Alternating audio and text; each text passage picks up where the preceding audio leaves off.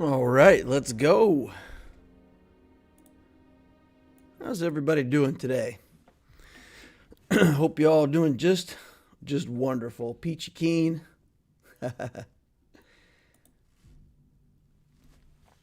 Oh. Lord Vader says, I'll be in and out. He's watching the puzzle solving. The puzzle's on today. Yeah, that's good stuff. Stormtroopers here. Evan Bob Squarepants in the house.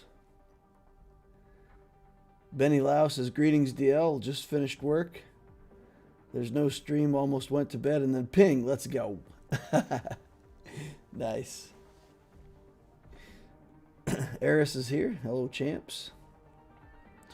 Any chance you could give me some tips on fighting SLKR in 3v3 with SEE? Sure, we can do that. Graham K says, listening to people solve the CG puzzle. Nice. Mr. Rice asks about the puzzle solving. So if somebody wants to drop something over in the Discord to help people out,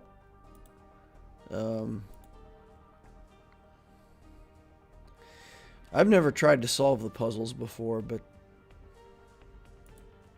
Crumb makes them, right? Is it? I mean, Crumb is the head of it, I believe. Star Wars style puzzles, things you got to figure out, hard to solve. Each step leads you to another step, like a Dan Brown book. Nick Wilson says it's very likely that SLKR will stand in between me and Kyber.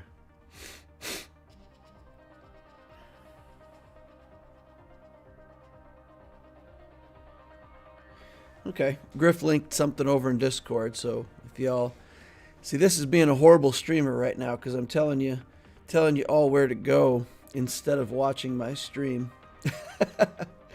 Yeah, Griff says he put a link. Cool. Graham K says there's real world clues like pieces of paper taped to things, and the first person who found one was sent 5,000 crystals. That's cool. I got to deal with Bastila, Lead, JML plus Watt in 3v3. Only GL I have is C. Afraid it's another timeout. Brian Gates, we talked about that a few streams ago, and from what I understand, the key is to just not go into your alt on C. Just basically link the two up like Bastila and JML. Put it on auto basic for 4 minutes and 40 seconds and then go into your, well, maybe 4 minutes and 30 seconds or whatever. But let's say at 1 minute left, go into your alt, nuke everything, and you should have enough power to get through that bonus protection. So somebody in the channel was saying that they've done that. They've done that counter a whole bunch successfully. You just got to build up a ton of mastery before you go into your alt.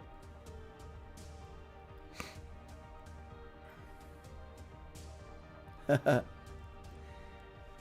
right, so talking about SLKR and how to beat SLKR with C. In that matchup, I would take C, the armorer, and a tank. And typically in an SLKR team, they're going to have Hux. And SLKR is going to stab, then Hux is going to go, he's going to reset the cooldowns, and then he's going to do the area effect. So your armor has to be big enough to soak that area effect without dying. And either your tank or your armor have to go below 60% in order to trigger the third stack on the armor. If the armor then goes and puts 3 stacks of Beskar armor onto C, the match is yours. If that does not happen, you got to put on 2 stacks and hope for the best. But 3 stacks, then SLKR can't crit you anymore. And he may get to the alt, but you'll just have to deal with one of his alts, which isn't too bad. You don't want him getting a lot of critical hits and getting that second alt off on you. You won't probably make it that long. So once you get that Beskar on, he can't critical hit you for the rest of the matchup, then it's yours. If you don't have the armor, just see Watt and pray that it's enough. Yeah. SLKR can be tough because he actually ramps up enough damage to take care of the Sith Eternal if the fight goes on for long enough.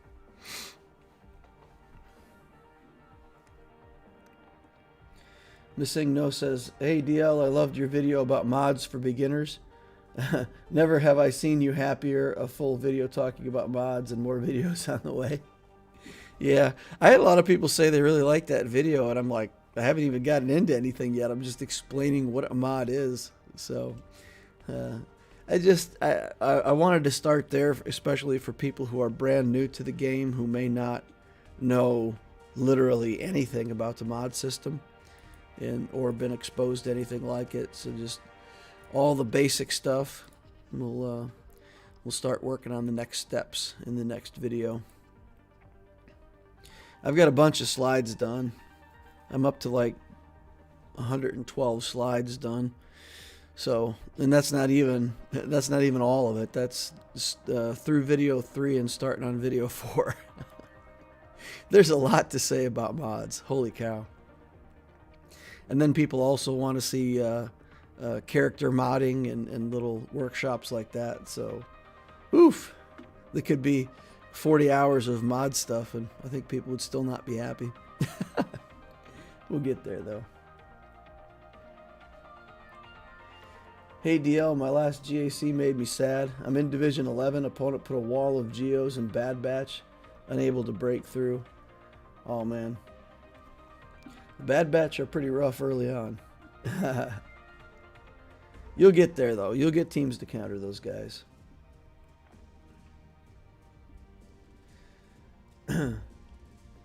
I'm hyped for the mod series, says Joey the Goat. Does anybody see the if Dude Abides shows up, dude, if you're in here, if you say something, I can click you and make you a mod. So if Dude Abides is watching, just throw something in the chat, because we need to give you mod status over here. All right. What do you guys want to talk about tonight? We got anything that's on your mind? Any current topics burning their way into your thoughts and minds and want to discuss? Talk a little bit about Conquest, I guess. If I look at the normal mode Conquest, I wasn't even close. I was way off finishing Conquest here. And not even 5 days left to go. I haven't even hit Sector 5 yet. I've started doing a couple refreshes every day. I was trying not to do too much refreshing, but there's no way I'm going to even get close without spending the refreshes. So I've committed a few refreshes to this account now, trying to get caught back up. I mean, I can't get through it all and still get these squads of bounty hunters and smugglers. I mean, just right there, I've still got, 12 and 11. I got 23 battles that I still have to run just to get those feats. And with those feats, I have to get the Boba and Jango feats. And, 23 battles that I have to run still.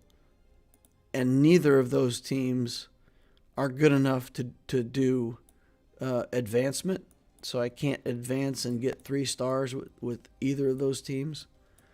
So I gotta admit, guys, I am floundering in this Conquest. I don't know that I'm gonna get red box on either my normal mode or hard mode this time. Just too much repetition for me, and I don't know that I built the right teams at the start. I don't know. On my main account, man, I've done every 50 refresh every day. And I've even done a couple days, a couple hundred refreshes. And I'm in the same spot on my main account. And a lot of it's just like these, the smuggler and the bounty hunter. I run out of energy trying to get my advancement and get the other feats for the sectors. And I'm still missing a whole bunch of these just baseline bounty hunter and smuggler feats. So with 4 days left to go, I still have, what is this? 28 battles with smugglers. And my nest is at like nothing. My nest has no stamina because last couple days I've been trying to play catch up on that. But I'm still in Sector 4 over here too on my main. I haven't even gotten to the end boss. Look at this. I'm still 2, 3, 4, 5, 6 fights away from the end boss here. Not even close on these feats. Still got 6 light side squad wins, a ton of Empire kills that I've got to get. So I think, you know, I didn't really want to buy that pack. I didn't want to buy the energy. But I think at this point, if I can't finish, if I can't get a red box, I may have to at least buy the base pass in Conquest here. This one, just to get enough shards that I can unlock Boba Fett in the first 3 rounds. Because I don't think I'm going to get it through the boxes. I think I'll have to unlock it that way.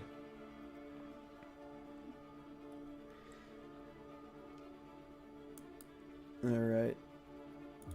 Alright, here we go. Let's get on this and do this and do this. Okay. That should work, dude. You should be a mod over here now. If you can type something and see if your status changed, I'd appreciate it. All right. Let's talk about this title. Yeah, failing Conquest. I feel like I'm failing Conquest. That's the title. Maybe should have stuck an easy and hope that the we're sorry gift is a box 7 for normal mode. Yeah. I committed 0 refreshes this Conquest and I'll hit box 5 and I'm content with that. Yeah. Yeah, I guess. Dude Abide says I gave up on normal box right out of the gate when I saw the global feats, smuggler and bounty hunter feats killed it. Maybe I could get a 6 box 6 with a few refreshes. Alright. Cool. The Dude Abides is got it. He's a mod now. Congratulations, man. Congrats on being a mod. Conquest is sad now. Conquest is, yeah, it's, I can't believe it, guys. I certainly thought with just enough perseverance that I could do it, but I guess the way that I would put it, it's not hard. It's an administrative nightmare. Trying to sort out which teams you've used, which teams you haven't. And I feel like I'm pretty good at the efficiency part of the game. And I haven't figured it out. And I dropped so many battles in these sectors. Like Sector 1, 86 of 96. I still have 10 stars worth of stuff that I'm missing from fights that I didn't 3-star. I couldn't even 3-star this stuff on the first way through. So even once I complete the feats, I've got a ton of stuff where I have to go back and just try to 3-star the nodes. I got everything for the end boss, right? I think there's a feat here that I didn't do, though. Yeah, there's the Clone Troopers feat I haven't done yet for 5 points. But, yeah, no, I'm certainly going to give it a shot. But at this point, I don't... Guys, I haven't watched anything. I don't even know what the feats are in Sector 5, so if I get into that sector and get surprised by feats that I can't complete, then for sure the red box is going to be out of reach. I'll finish this tomorrow morning. I'll do 3 nodes tonight. I'll do 3 nodes tomorrow morning. We'll finish that out. I can only do like 3 nodes at night and 3 nodes in the morning because I got to go back and play 28 battles with smugglers and bounty hunters. It's Yeah. We're like on box 3 right now. Is that right? Yeah, we've achieved box 3 on my main account. We haven't even achieved crate number 4 yet. With 4 days to go. Yikes. Yikes. But yeah, so I guess if you want to complete the red box on Conquest reasonably, from what I understand, the people that spent the $30 for that box, or for that $30 Conquest pass, that was enough with the extra energy and stamina regeneration to get through the event. So it may just be that if you want to close out the red box, you got to pay $30.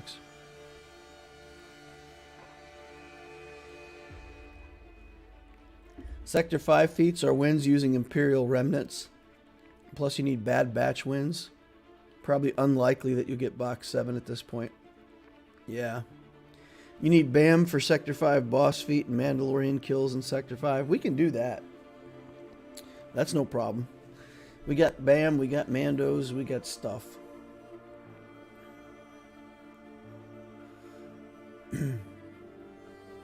Darth, any idea if Farm Boy Luke needs potency? I'm trying to unlock CLS.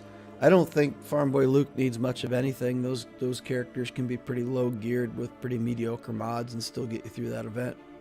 I don't remember that event being hard at all.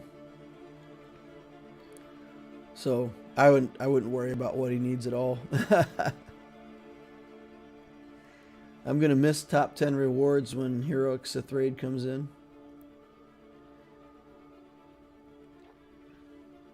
If anything, Conquest has failed you and all of us. Don't pay money, that's letting CG win, just get it later. In the first 6 conquests. Yeah, so I guess what I'm saying, guys, is if you're struggling in this conquest, if there's people out there going, man, I don't think I'm going to make it. For what it's worth, just want you to know, you're not alone. I'm probably not going to make it either.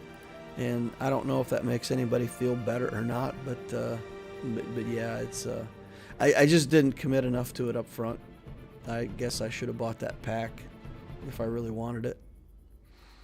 On my main account, I don't mind to spend the money, but honestly, I thought I could get through it without buying the pack.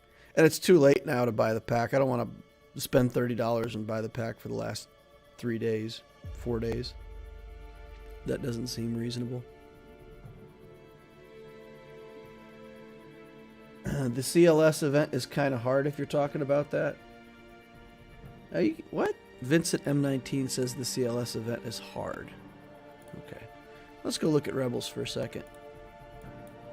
I mean, I've got CLS on my main. I feel like I would have built up the characters to where they needed to be for the event without probably spending any more effort on them. So let's see where Farm Boy Luke is. So Farm Boy Luke is gear 8 with some easy pieces attached to him and no skills above level 7. So this is the state in which I completed the event. So that's my Luke. Leia's in about the same spot, right? Gear 8 with some easy pieces attached. Wow, look at this. Level 5 on all of her skills. I didn't even level up her skills. Stormtrooper Han. It was gear 9. Look at this. Gear 9. He's the powerhouse, right? So we invested a little more in Stormtrooper Han. Who else? R2-D2. Well, he's built up, so we won't be able to see anything from him. And then Old Ben. I built up Old Ben after a little bit. But, yeah, my Old Ben's only gear 9. Alright, so I don't know. I don't consider gear 8 too much gear. The event can't be that hard, can it?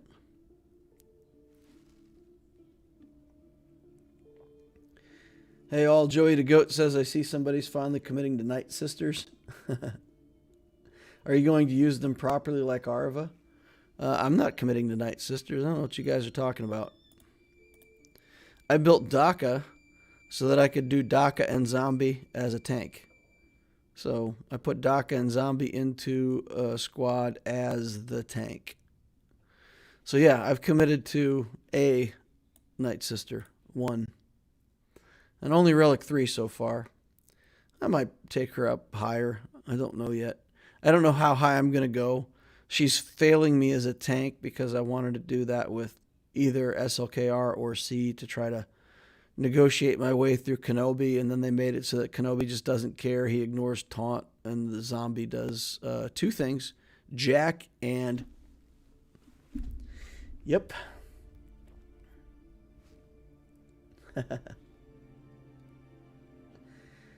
Darth Loquitur, I'm talking all G8 basic minimum requirements. Yes, the gas event is easy with R7, if you know what I mean.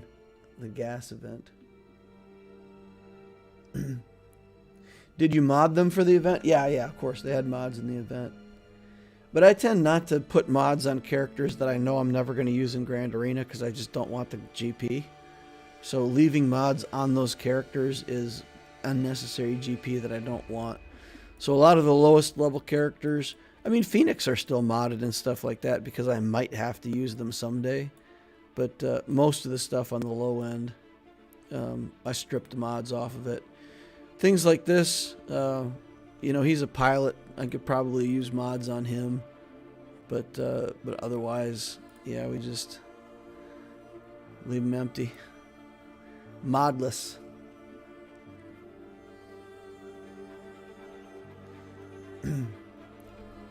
JKR, EP, GMY, etc. are easy. Thrawn, CLS, DR can be hard. You consider Thrawn hard? Okay. I don't know. I mean, until you get to like Malik or, you know, like you got to build up Ewoks to gear 11, gear 12. So that event, you say that event's hard. And I say, yeah, that's a hard event. But if you only need gear 8 characters, I can't consider that event hard. Sorry, guys. That's at most, that's using like a set of Carbantes or something like that. That's not even a stretch of the imagination. Hard for me is the ones where you gotta like gear 11, gear 12 your characters to get through it. Thrawn is just learning the fight. Yeah, I was shocked on my Loquitur account how low of a level I was able to get it at. And I didn't even have insane mods on them. I didn't really remod the characters. And I was going to video it. And I just went in there kind of to practice and won. And I was like, oh, well, there you go. I guess I'm done with that. So that was interesting. Let's go take a look at my Phoenix over here. So yeah, gear 8. I think we had a gear 9 somewhere in here, didn't we? No, it's all gear 8, and then Kanan's actually gear 7. So yeah, if you can complete it like this with gear 8s and not even committing these Carbantes and stuff. If you had to go up another gear tier, look at this. You'd have a Carbante there, Carbante here, stun gun. You know, this is a serious commitment. You know, taking him to gear 9. Less than that is just meh. It's whatever. Uh-oh, we got full energy over here. That's no good. We gotta get rid of that energy. Lose it. Use it or lose it.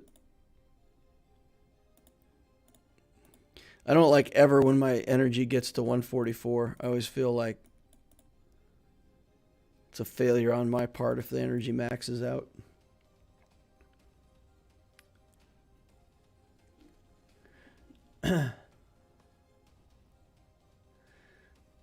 Thrawn is difficult for players who are just starting out. I thought CLS was one of the easiest journeys, says Kevin D. Having said that, I would never go back and replay Thrawn, says Nick Wilson. Darth Loquitur says, talking about minimum requirements, Thrawn with some Omegas is easy. Min requirements are no Omegas. Yeah, no, I guess like I said, I think it's just kind of a difference of opinion. So it's just a difference of opinion. I don't feel like that. I always feel like hard is defined by how much gear I have to commit to it, because that's getting in the way of me building a useful character. So, so that's what makes it difficult. Ewoks were gear 9 or 10 for C3PO event last month. That's awesome. Had to commit to practically 0 Carbantes, stun guns, etc. My wife told me she plays second fiddle to Darth Loquitur, says TK. Oh man, I hope that's not true. I hope it's at least she's got to be the first fiddle. Yeah, I don't believe that for a minute, TK. So is the C or SLKR journey event hard, required the most gear? Yeah, obviously C and SLKR journey events are hard. Yeah. Yeah, and you saw the C event, I failed some of it. I didn't make it every time. We dropped some. Speaking of which, we'll do that after the Grand Arena. We'll go in and we'll hit up the C event and do one of those. I think I've got enough tickets to do one on stream. It's the final fight. It's the one for the alt. It's like a free win, I think. I don't think I've ever dropped a battle in that. But we'll just kind of show it so everybody can see what it looks like. Using CLS or wedge. So we got to find some way to use wedge. Okay. I don't even think I have wedge unlocked in this account. I think there is no wedge. I am wedge free. I am virtually unburdened by the presence of a wedge. All right. Not much to do there then.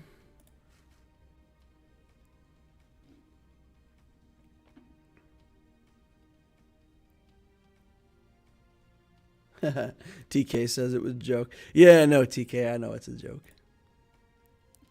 I figured that.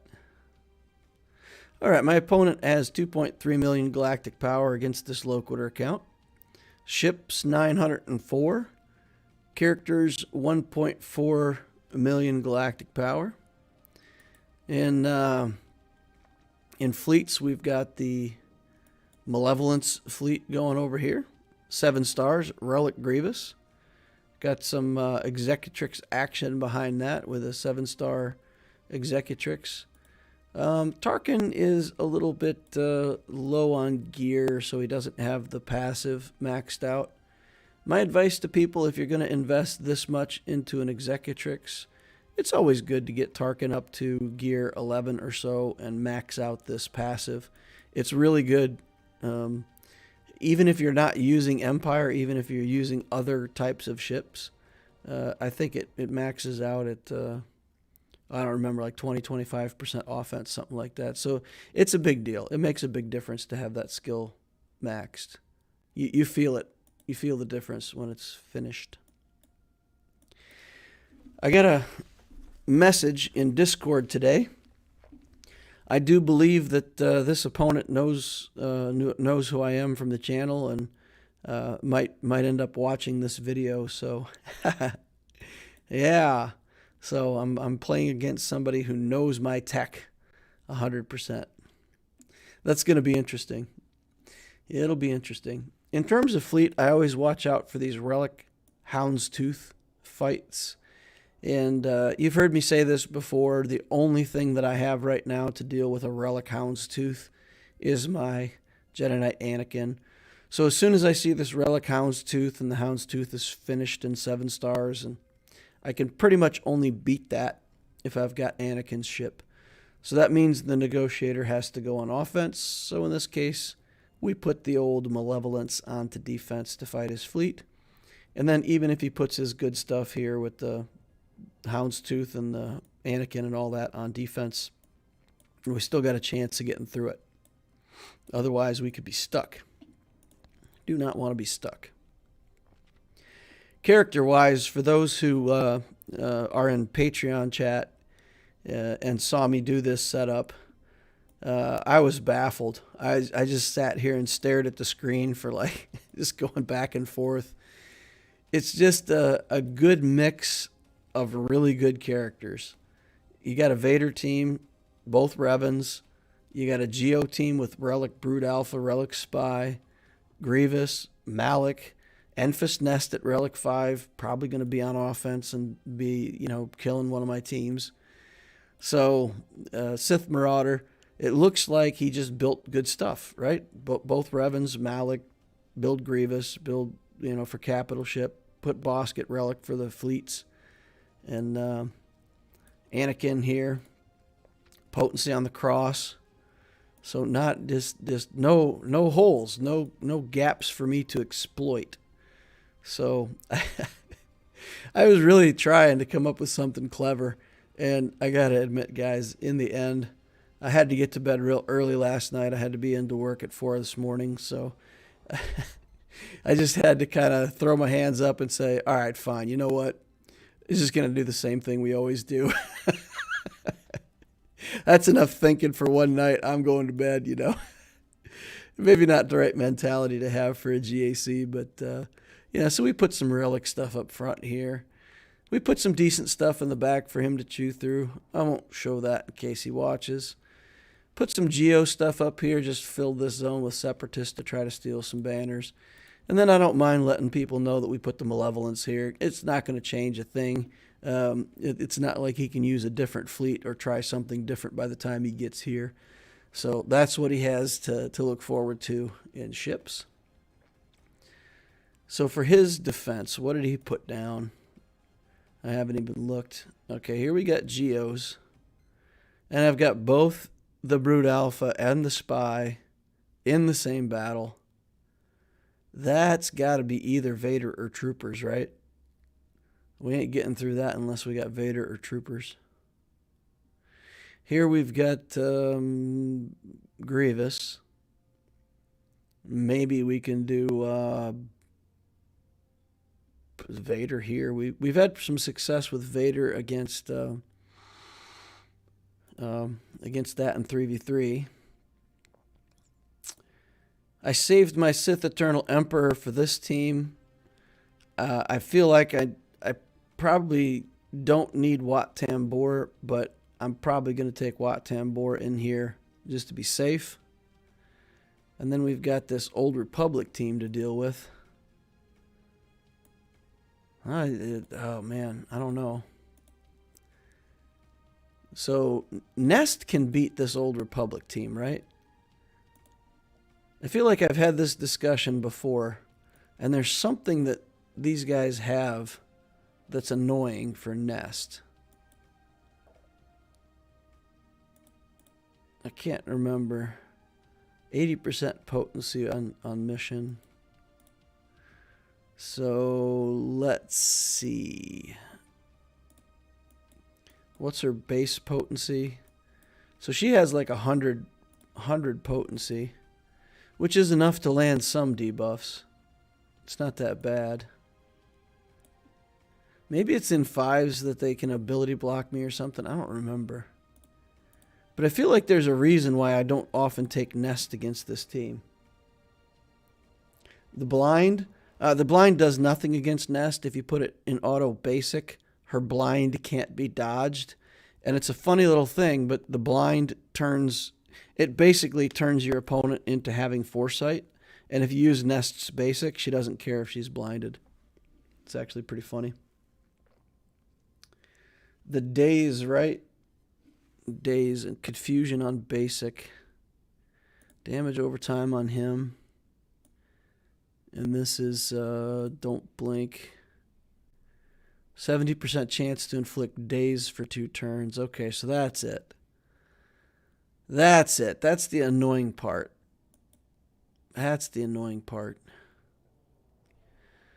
So we have to get to 200 tenacity. Maybe we do that. Maybe this is where we play a tenacity lead.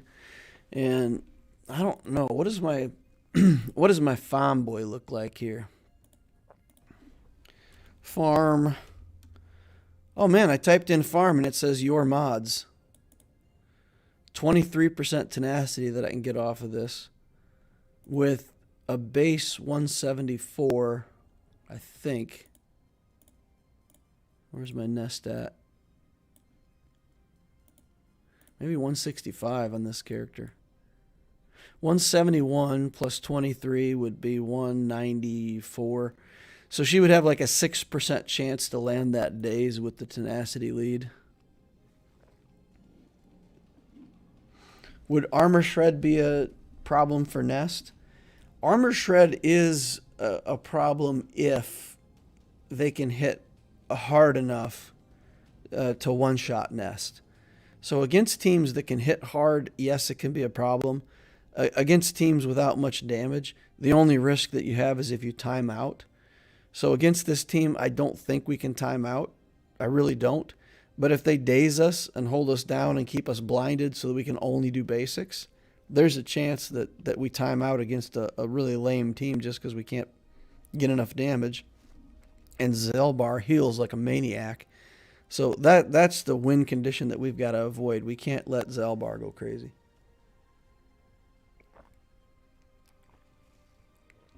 Nick Wilson, mod question for you. If a mod in question shows a 3-speed substat, is an automatic sell? No. You will not resist mission. She stacks potency when anyone resists. Okay. Interesting.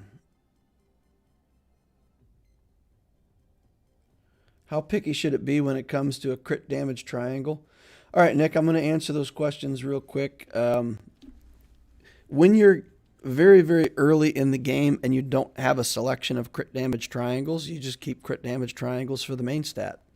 You're not so worried about the substat. You just need to get some of those in your account, so you take what you get. Later on, when you have the luxury of having more triangles than you can pick, then you try to sort for better ones. With regards to a 3-speed mod, let's say it's a blue mod and it has a 3-speed roll. I'll hit that to level 9, and I'll see what that first upgrade does. And if all 4 stat lines look good and I didn't hit speed, I might take it to 12 to see if I hit speed. If I get a 5 or a 6 hit on that speed and it goes to 8 or 9, then I'm still interested in the mod. It still could be something. So I don't automatically throw away 3-speed mods. If it's a gray mod at 3-speed, gone.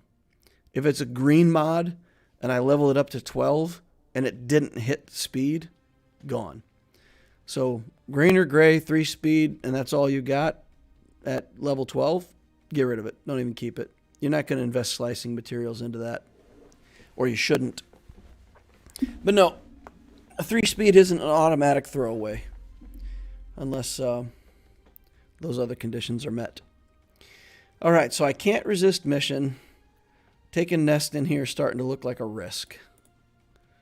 Okay. Well, I'll ask a different question. How confident are we that we can beat Darth Revan without Wat Tambor? Just with Sith Eternal. How confident? I'm pretty confident, right? We can solo this team with C. We just link up Revan with probably Marauder, right? Link these two up, kill Bastila first, and then work our way through the other two. And I don't think we lose this, right? We can't be feared. There's not going to be enough damage to take down C. We can recover protection with his middle skill. They're going to be linked anyway, so their damage is going to be cut way down. So, Griff, anybody, just confirm for me what you think. Sith Eternal beats this by himself, right?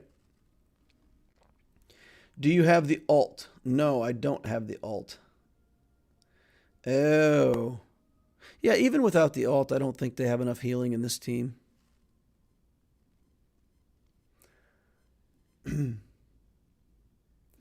The stacking potency for mission is only for the dot. You can still nest her, in my opinion. C easily solos that. Yeah, I think so. I think we're good. All right, so we can save Watt for somewhere else. So let's do that. Let's get this C battle out of the way. Let's kick this off.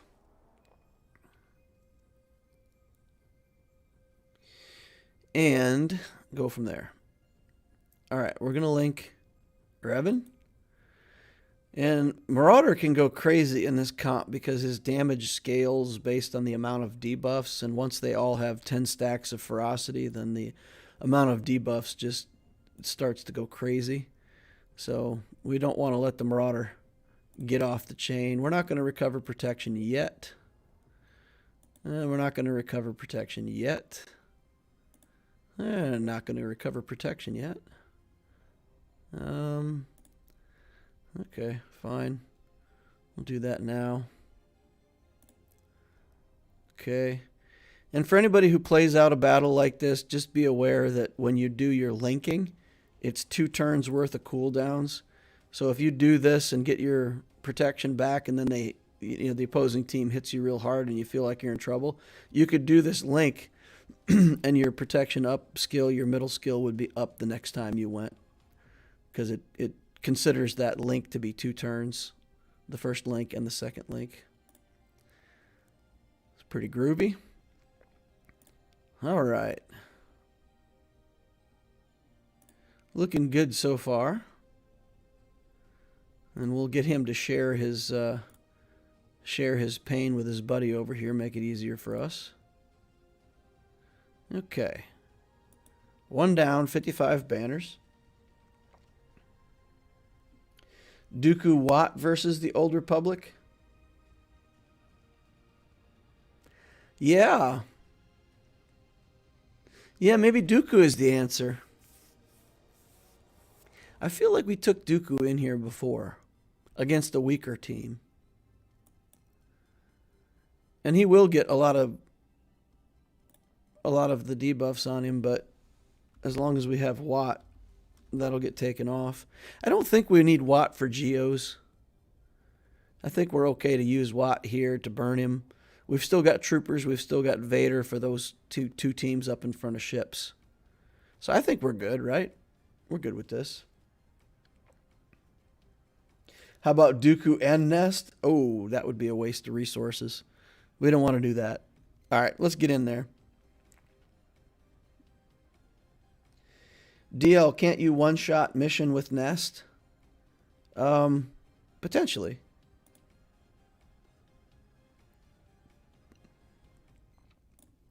Potentially. You know me though. I like playing a little bit risk averse. I like making sure that I'm going to get the win, and that I know how it's going to work out before I start. I never like to go in and say, "Oh well, it'll probably work out." Right? We gotta have it planned out to work out from the start. So, yeah, and I mean, for those watching me, you can obviously, in a lot of cases, you could probably be more aggressive than I am. I'm a very safe player. I drop banners here and there because I'll take in an extra character, or I say, I'm going to put a tank in the team just to buy myself some extra time and make sure it's a sure thing. The problem in the equation for me, if you come into a battle expecting to win and you invest some big resources and then you actually don't win, like imagine that I invested this Dooku and I didn't win this match and I threw away Dooku and Watt, I still have the match to win, and I have to use up more teams now, potentially fight against wound up turn meter. So I'm always of the opinion that you just want to secure the win above everything else. You gotta win. You gotta secure the win before anything else. All right, here's a Padme team. So I'm glad we saved our Nest. He does have potency though. This guy, 89% potency.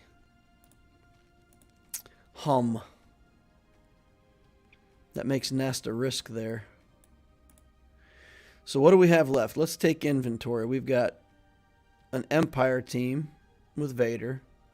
We've got Nest, troopers, Mon Mothma, some bounty hunters. We've got Traya down here. Check Traya out. Look at this. We got Traya. Gear 8 or whatever she is. Gear 8 Traya. I don't think Gear 8 Traya is going to work well against Padme. You know, a Relic Traya works nicely. Gear 8 Traya, not so much. I don't think the Isolate is going to stay beyond one hit from Anakin. Although, if I had her and him and a tank, I wonder if we could kill Padme that way. Probably not worth the risk.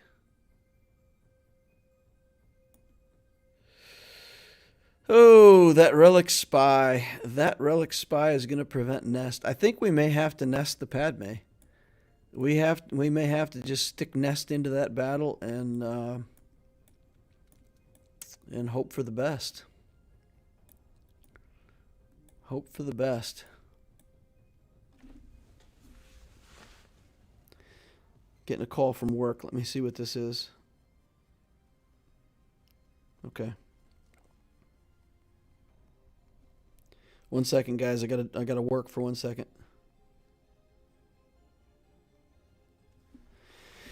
Okay. Answered. Done. Nest versus the Geos. That spy. That spy is gonna kill Nest. At some point, it's gonna work out that she'll take her turn and he'll execute and she'll die before we kill him. Because it takes a while to ramp up to be able to kill Relic Geos.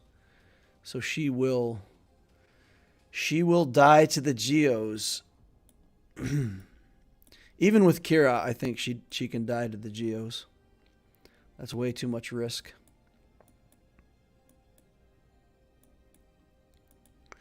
All right, let's go back and review.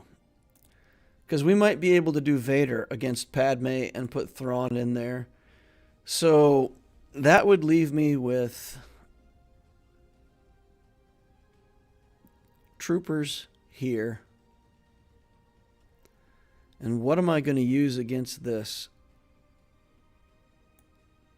Can Nest kill Grievous? Not with Dooku, right? Because Dooku's going to put extortion on us and we're going to spend the whole time removing extortion. But we'll get our counterattacks. We'll get counterattacks. Quickly kill him. Huh. What's to stop us from doing Nest on Grievous? Does that work, guys? Can we just Nest Grievous? This gives let's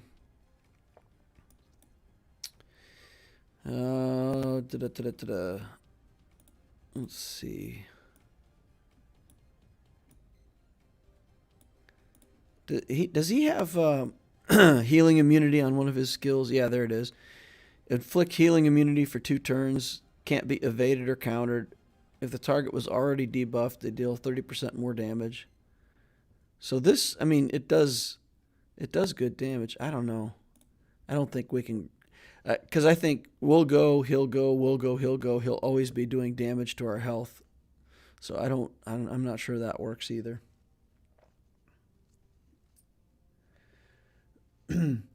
Traya, Nest versus Padme.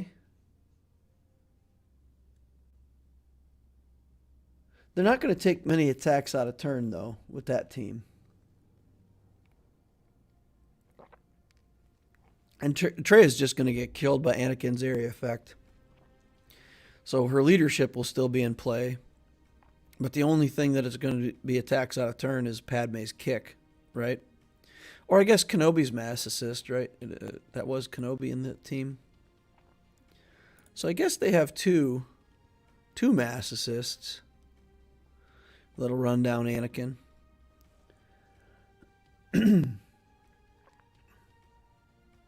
Buffs out of turn, lowers his damage.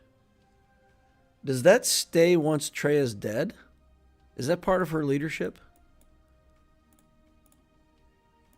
When a debuffed enemy takes damage, all Sith allies recover health. When an enemy uses an ability outside their turn, they take damage. When an enemy gains a buff outside their turn, they lose 50% offense. So you're saying it just cuts down the damage. So we do Traya Nest. It cuts down the damage. We do get some advantage for attacks out of turn. Nest will very quickly kill both of these. We're not going to get around it, right? Nest is going to kill these. And Anakin's going to retaliate with his big hits. Traya Nest versus Geos. Average Joe Gamer. Traya Nest versus Geos. That Relic Spy. That Relic Spy is just a huge risk with Nest. So you're saying Traya Nest and just let it ride, let it roll, let it go. See what the Geos can do. Interesting.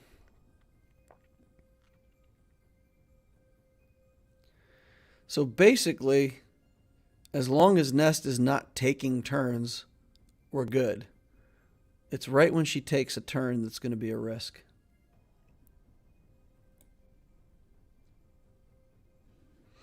Spy gets invis every time he assists. Okay.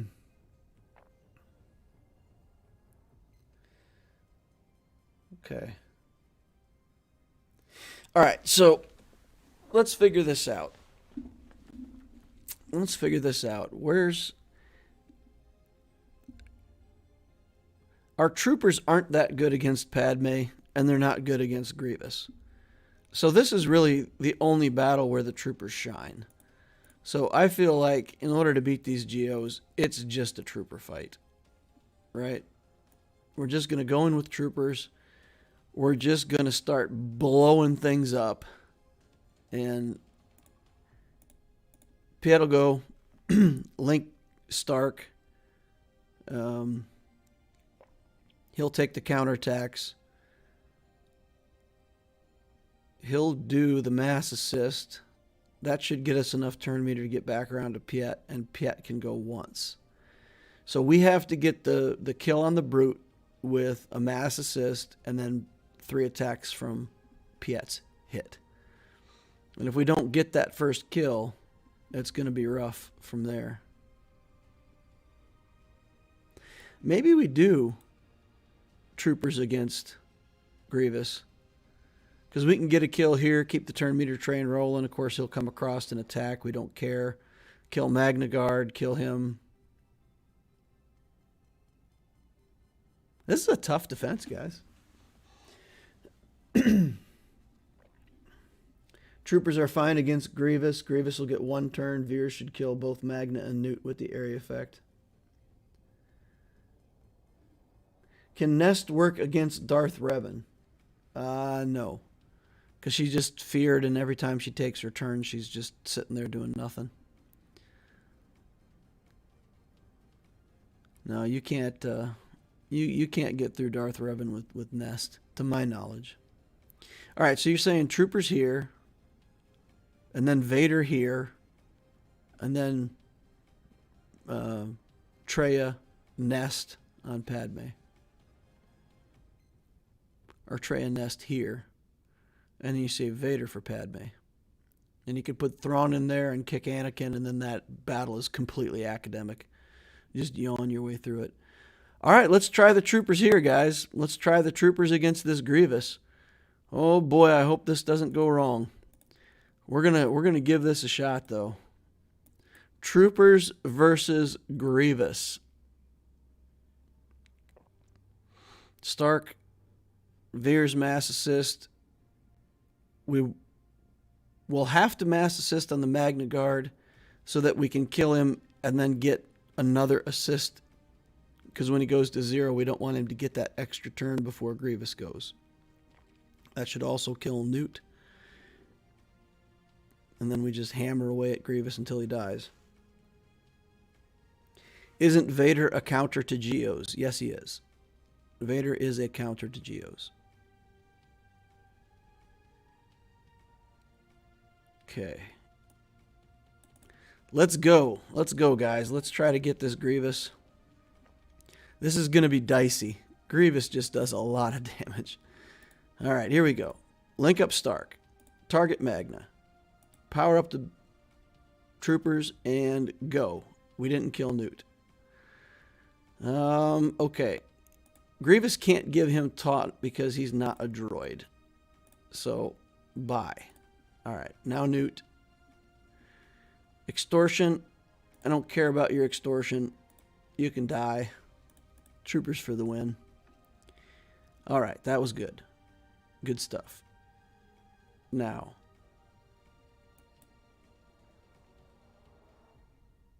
Now we're going to wing the Traya nest.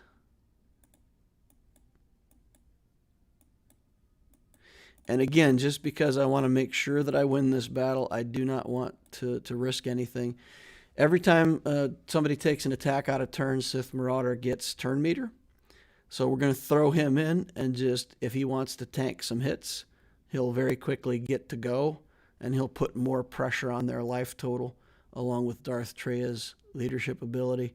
And we just got to get through this without any chance that the spy executes Enfys Nest. And then we can save the goodies for the back wall. Okay. So there we go. They attack Nest first, which is fine.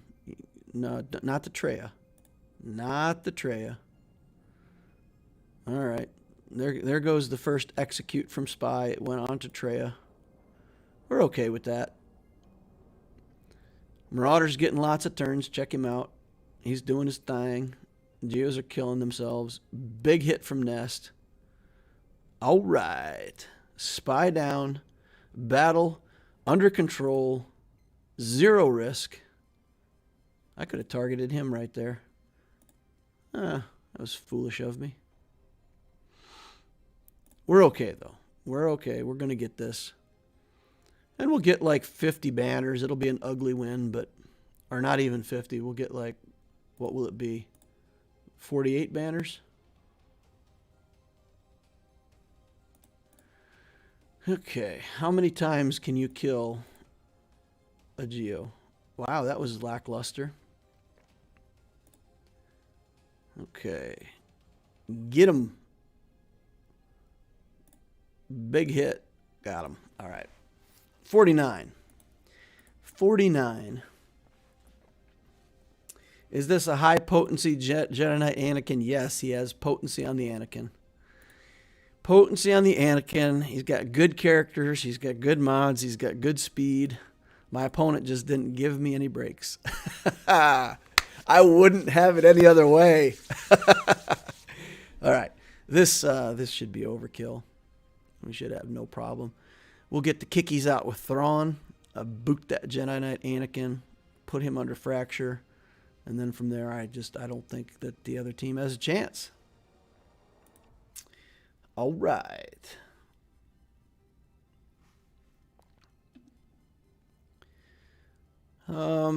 Hey, look, nobody's got stuff on them, so we're going to go ahead and do a Force Crush. That's good. Merciless Massacre. Anakin's going to get mad. Let's go ahead and put that on him so he can only basic. Then let's go ahead and kill Kenobi and let him do a basic. Fine by me. Okay, and then we'll hit Padme, and he'll probably come unglued over that. We'll hit him again, try to get him ability blocked. We'll see if we can recover some. Yeah. Well, there goes some banners. 3 banners he stole. Never even got to boot him in the head. Okay, and then we've got this CLS team that we have to take seriously. How do we feel about Mon Mothma against the CLS team? 46,000. Jedi. Let's take a look at our Jedi. Probably put Bendo in, right? That should work. I mean, Yoda should be able to take out the Chupio quite quickly. Could have called Anakin. He's Relic 5, so with the calming down of the callability. I wasn't sure that I could call Anakin with 4 debuffs. I'm not sure that would have killed a Relic 5 Anakin. He still gets the extra health from Padme and such. Okay. So, Han's going to shoot somebody. Maybe he shoots Grandmaster Yoda. We've got extra protection, so we're not too worried about that. Yeah. There's going to be a lot of shooting. I think it's going to be annoying, but I think we're okay. It's Chewbacca. Oh, I thought it was Chewpio. Did I look at that wrong? That's regular Chewbacca? Oh, it is. Okay. Yeah, I mean, whether this is Chewbacca or Chewpio, that's your first target. That's who we would kill first. I could also do it this way and bring in 2 of the bigger Jedi and hope to get some dodges. Maybe that's better. Maybe we do Bastila. Maybe we do it like this instead. And then we can get a big hit with Ahsoka right away.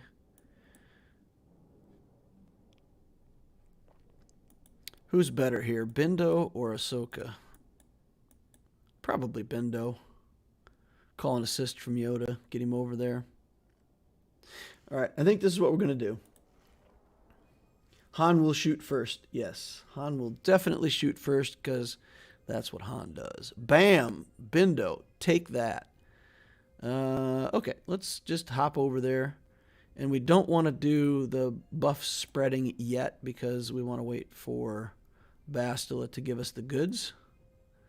So we're going to do that on Han. Then we'll spread buffs.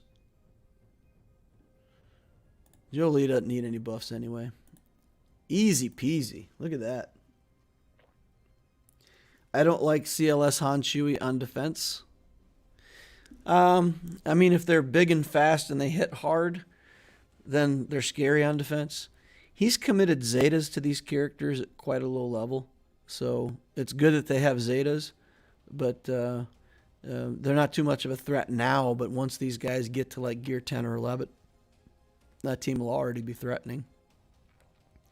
So I don't mind it. I mean, he's just got a lot of teams for us to have to deal with. All right, and then Dooku with some stuff. I feel like Mon Mothma's good here, right? Our Mon Mothma has high tenacity. We can probably avoid getting stunned by Dooku a little bit. I think that's better than Bounty Hunters here. What do you all think? Is Mon Mothma the thing? 46,000 galactic power worth of Mon Mothma. Gets us a 4th character. We've got tenacity on these guys.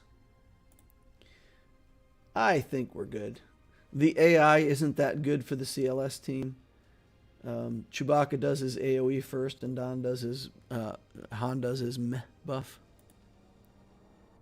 His shrug. Bam. Take that, guys. That's Sunfac. Look at that. Holy cow. He's not taking any sass from anybody.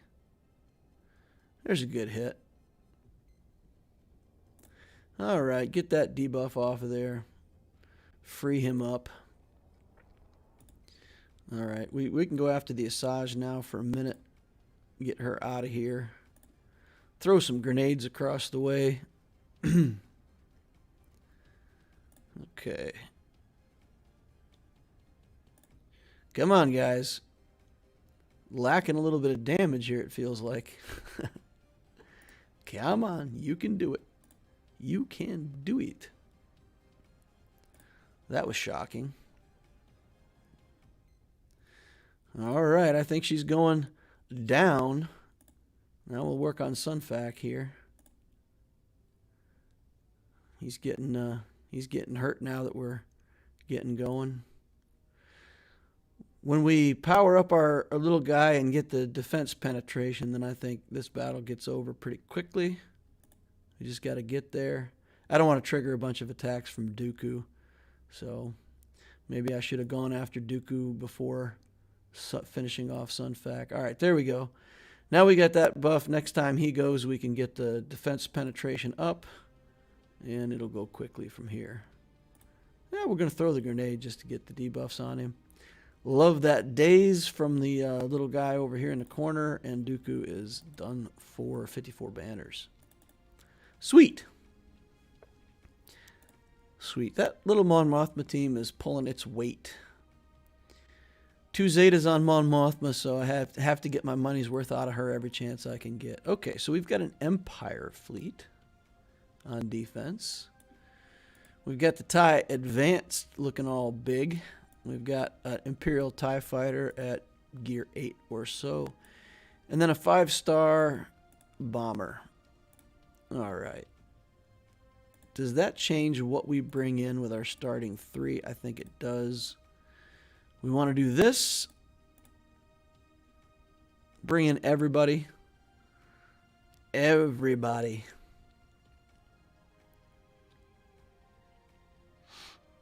Yeah, I'm not sure that ship's worth bringing in yet.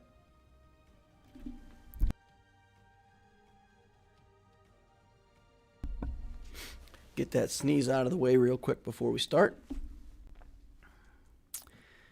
All right.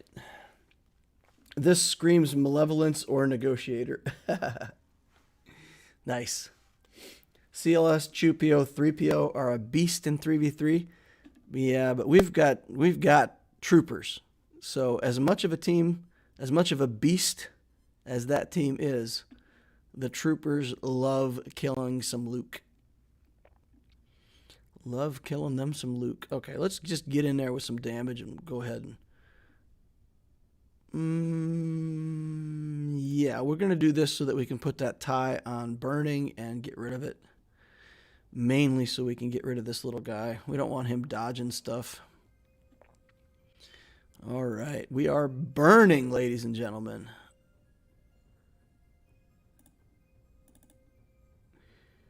It reminds me of a Blue Oyster Cult song, Burning for You. That's an awesome song. Blue Oyster Cult. Really good stuff. I had a really big car stereo when I was younger, and I used to blast Blue Oyster Cult, which is not necessarily loud listening music for most people, but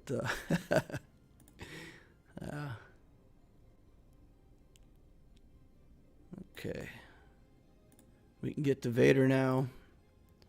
So we'll blow him up here shortly.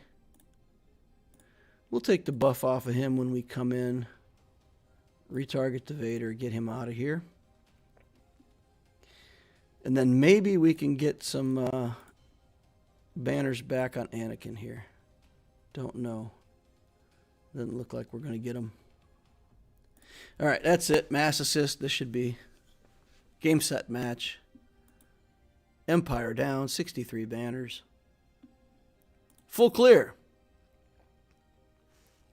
All right. There we go. Now my opponent's got his work cut out for him. He's got Revan, Jedi Knight Revan. He's got Darth Revan was on defense here, right? Yeah, okay. So the Darth Revan's out. He's got Vader. Hey, that's not what I wanted. What's he got? I just want to scout, boys. He's got Jedi Knight Revan. We saw these guys. He's got Jedi here with Yoda, Nest, Bindo. We didn't see the bounty hunters with Bosk, Marauder, and Troopers. Oh boy, and then a bunch of stuff in here that we didn't see.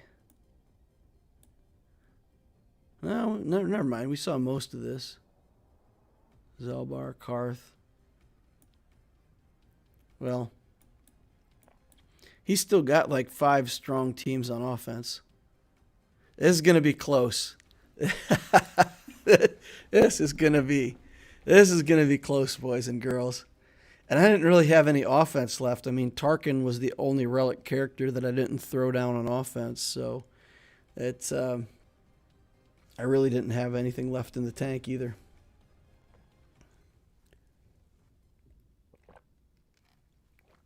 TK says Malik. Yeah, he's got Malik, right? So he's got a Relic 5 Malik. That's a team all by itself right there. Him and Nest are going to solo things. Oof. This is going to be a close one, guys. Going to be a close one. I may regret bringing in that one last reinforcement on ships. Maybe I could have got one more banner there. All right, we said after the GAC that we were going to try to hit up this event for Sith Eternal. So let's go over there and drop a battle real quick. No, well, not drop a battle. I don't want to imply that I'm going to lose. That would be bad. All right, so you come in here with Sith Eternal, and like Emperor Palpatine and Vader seems fine. You get to link up Kylo and Rey right away. And there's this mechanic where you can't kill Kylo until Rey is almost dead, because they have like their own linking in this event. But the Emperor gets to his ult like instantly, and when you do your ult, it takes both of the characters down to a fraction of their life, and then the dots kill SLKR, and then Rey just falls over too. And you can actually stun, even though he is like the Galactic Legend skin, you can actually stun the SLKR in this event, which is kind of funny. Stunning a Galactic Legend. But basically it's just Sith Eternal going crazy, and the other two characters, I mean, they do stuff, but it's not even really about who you bring in. Witness the power. So here we go. We're going to link up Rey with Ben Swolo. And then we've got the counterattacks going on here. Put some zappies down on these guys.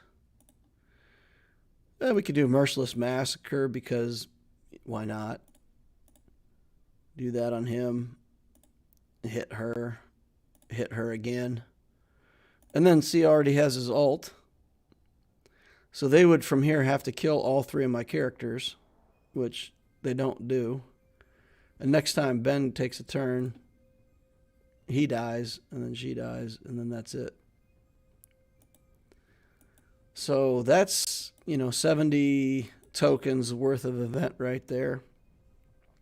And one more golden donut. I think that's 2.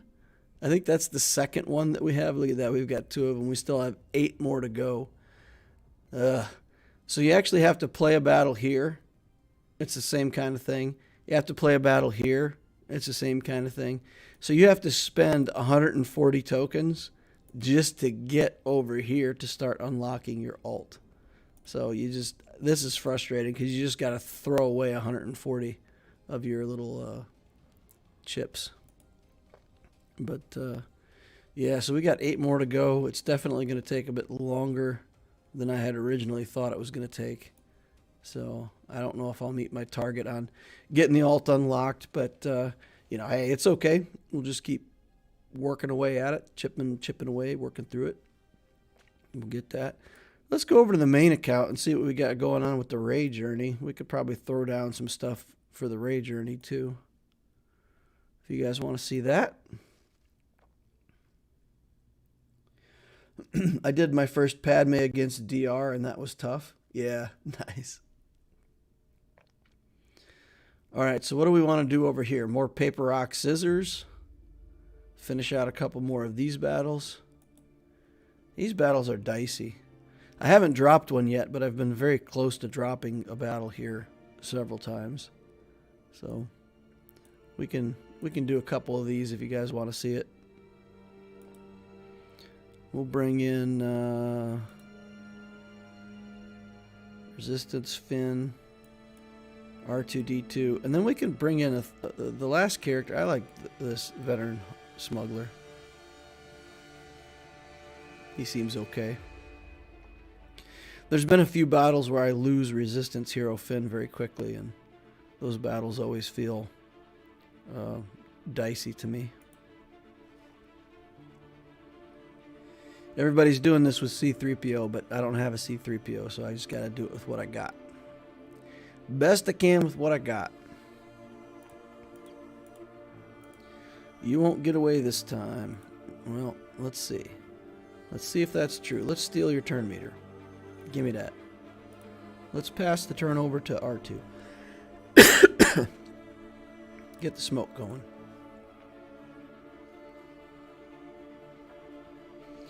Random question. Is there a reason not use Nest against Darth Revan?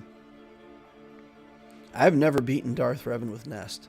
Are you guys aware of something that I don't know about? Like where it's easy to beat Revan with Nest? I haven't seen it. I haven't done it myself, and I haven't seen it. So, if that's the case and you guys think that it's easy to beat a Darth Revan with Nest, just explain to me how that works, because I feel like they just have too much damage and control, and Nest can't counterattack Darth Revan, and Vastila's doing debuffs anyway, and it's not an easy fight to negotiate.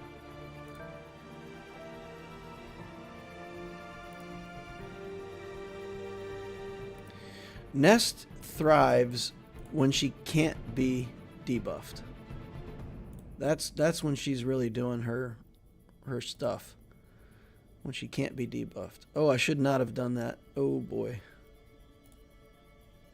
I wasn't under stealth and I did the area effect, so that could have been ugly. Alright, we'll get the stealth going again. Yeah, so I mean, if you guys understand a way in which Nest beats Darth Revan, let me know. I'd love to hear about it. I'll go experiment with it and try it and see if I can make it work. I've never seen it, and I've never spent the time to try to figure it out myself, I guess I would say.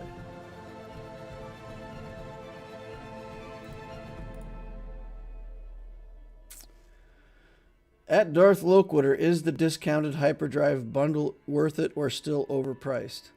I'm Batman. The hyperdrive bundle is not overpriced. The hyperdrive bundle is absolutely the best value in the game, by far. It's an insane value.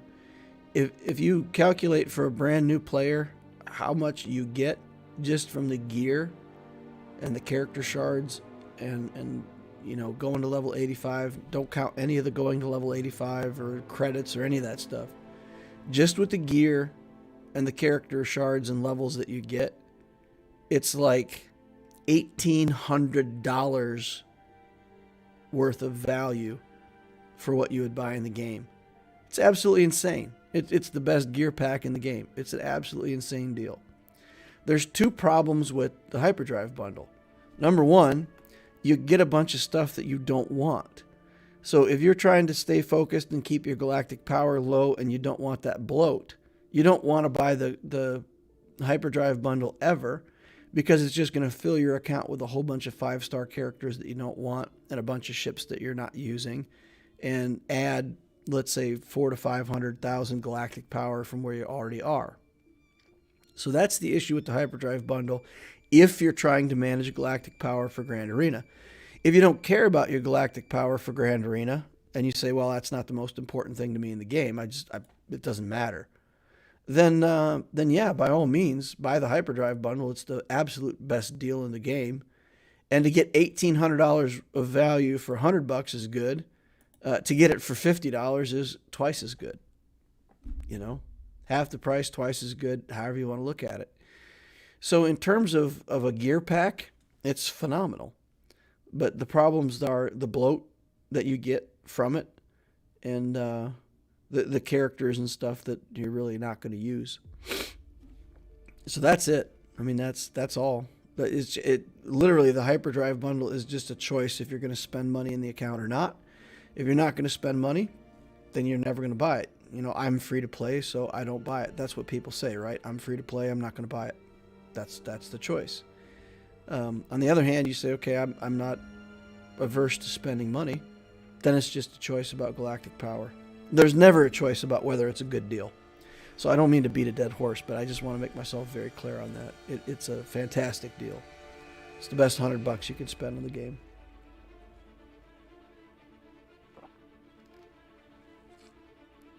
And Kevin D says it just bloats your GP. Yeah, Hyperdrive Bundle is the best buy in the game at $100, says TK. Yeah, we're complete agreement on that, TK. Yep. It's even better now that the Executor requires bounty hunter ships. Nah, it's not better, TK. Again, because of the Razor Crest. So, I don't want people to think that they can come into the game and get the Hyperdrive Bundle and get a jump on the Executor.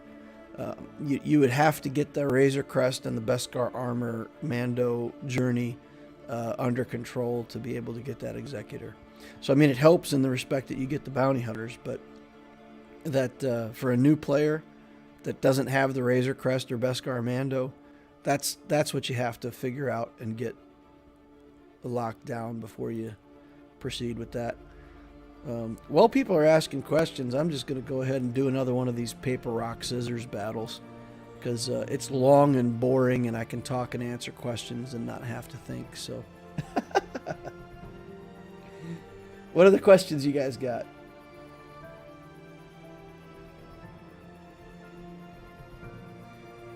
Okay, you're hard to find, you're hard to get rid of. I know your story. Yeah, whatever. Just stop. You know what happens when Ray tells you to stop. Alright, feint strike, parry strike. Right? So feint. Oh, he had question marks. I was supposed to have struck. That's a miss on my part. Alright. Whoopsie. Let's strike. There we go. We got a point. Now it's time for the parry. Alright. He got a point. Now we're going to strike again. Oh, he's got 2 points. Now we got to feint again. Alright. Let's strike. Did we get him? Yeah, we got him. Okay. I think. No, he got us. No, we got him. Okay. Ooh. Do I start the sequence again with feint? You know, I don't know.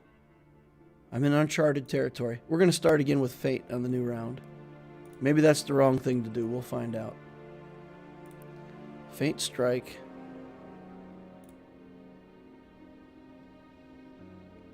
Too much thinking, guys. I did this so I wouldn't have to think.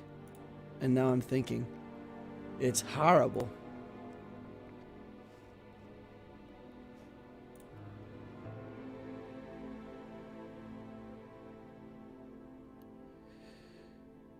Okay.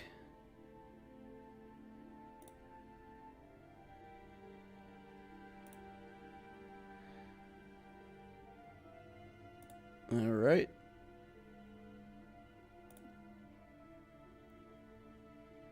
There we go.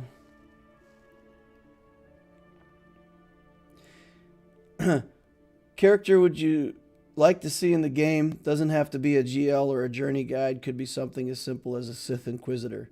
So what character would I like to see come to the game? That's interesting.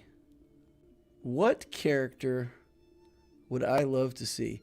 I think I have to answer that. Well, one of the characters that I like that I always thought was just a cool idea or concept is Maris Brood. So I think that would be my want for the game. I would love to see Maris Brood. Some kind of crazy stealth character that's just, if anybody played that, there was a Bull Rancor that you had to fight before you fought Maris Brood. So she could be a cool character and like summon a Rancor to the 6th slot and make you actually fight a Rancor. I don't know. I think she's a cool character. I just liked her gimmick with all the stealth and all that creepy stuff. And she was cool with the double Shotos and yeah. Maris Brood. Start over with Feint. Okay, so every time you win, you start over with the sequence. Okay. Good. Would it be a good idea to focus only on C-Rec so I can get C before Division 9?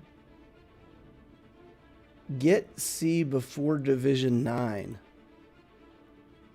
Division 9 is like 1.6 million galactic power.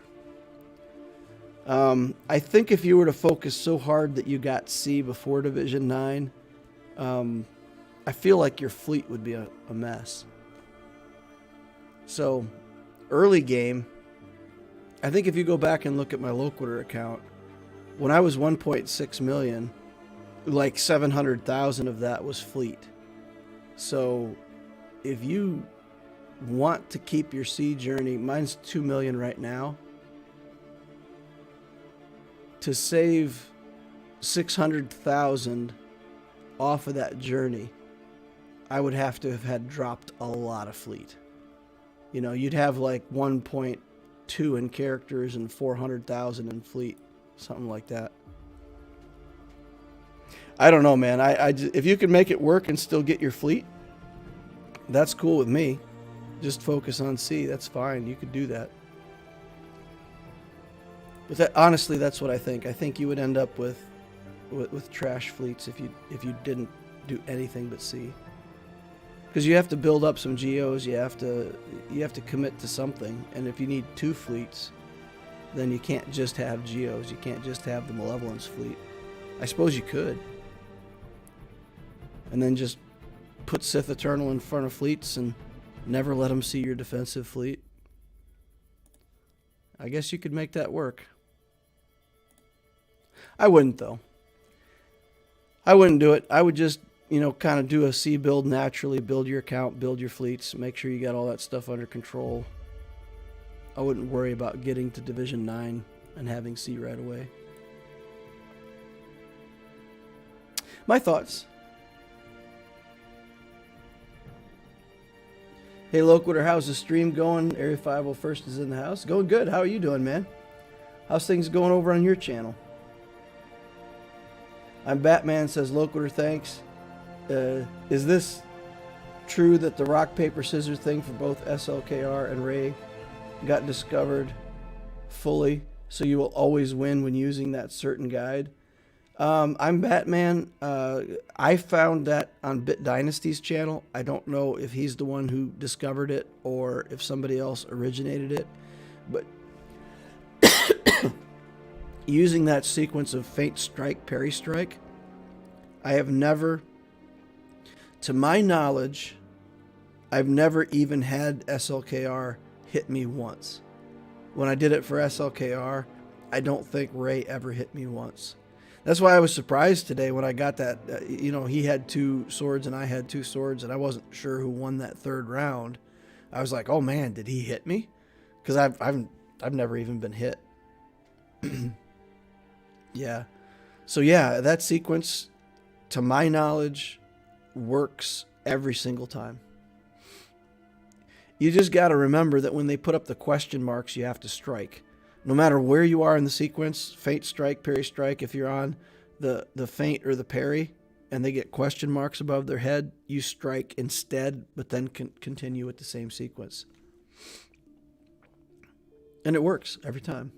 It's brilliant. Darth Loquitur, are you buying mods in the mod shop with fleet credits? Well, I'm going to have to give away some technology from my mod stuff. So I'm kind of putting together a little formula for buying mods. Like, when should you buy a mod? And to me, if you're going to buy a mod out of this mod shop, to make it worth the money, it has to have speed.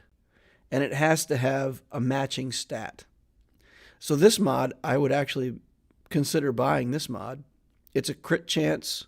It has potency as the main stat, which is fine. There's plenty of characters that want to hit hard and need potency. It's got 5 speed, it's got percent stats, and it's got crit chance.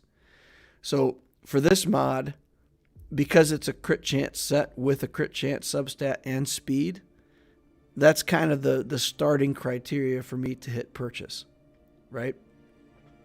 So I could in theory buy this mod. I'm not going to buy it on stream. I'll take a look at it later and figure out if I actually need to buy it. But it's a high potential mod. So every time you slice it, you got a 50% chance of getting exactly what you want. And you got a 50% chance of getting more health and protection, which isn't horrible, right? So that's a mod you could purchase. This potency mod, unless it has potency, I'm never going to buy a mod out of this shop unless it has the matching stat. Potency mod would have to have speed and potency. Otherwise, not interested. Health mod has to have percent health and speed. This mod, not interested. Let's see, down here, crit avoidance, garbage. Down here, it has 4 speed. And I mean, it doesn't have to have 5 speed. It just has to have speed. 5 speed obviously is better than 4. Offense mod with a protection main stat's a no-go because the main stat doesn't match the mod. So I'm pretty picky about what I buy out of this shop. 2 million credits for fleet, or 4 million credits from regular credits. It's a lot. It always feels to me like a big investment. And once you start upgrading these things, there's no guarantee that you're going to hit what you want. Like I could hit 4 upgrades in protection, and this mod would be absolute garbage, right? If it had this crit chance, health, and speed, and just developed protection all the way up through all the stats, then I'd just sell it. It'd be garbage. I will have spent 2 million credits down here, and then just sold it. So that's kind of how I look at the mods out of the shop. I have high expectations before I click to purchase. Mag says, love your stuff. Got the Executor and about to get my 4th GL at 5.5 million. Wow. 4th GL at 5.5. That's fantastic. I'm about to get my 3rd GL on my main account at 6 million. So you're a full GL ahead of me at a 500,000 galactic power less. That is fantastic. Area 501 says it's going well. I need to get posting more often though. Yeah, you and me both. Yeah, nice.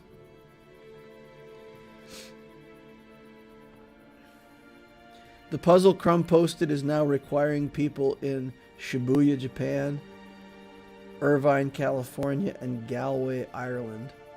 Nice. That's cool. That's cool. KY Brandon says he's at 1.4 million galactic power with 10 of the Rex done. Wow, that's nice. Yeah. I mean, if you want to just hammer through it and get see that low. But then I can't tell, but I feel like you'd have to work on your fleets at that point next, once you get into Division 9. But it would be a good strategy, just have one fleet, put C in front of fleets. They're not going to beat C ever. You'll still have your best fleet on offense. Dangerous. Very dangerous. All right, well, why don't we get into this Grand Arena on the main account? Tiresias says, let's get an account review of Mag. I want to see this. I'm at 5 million with 1 GL. All right. Mag, you've been called out. Are you willing to put your ally code into the chat so I can show it to Tiresias? We won't do a full account review, but we'll just take a gander at it because that is pretty amazing.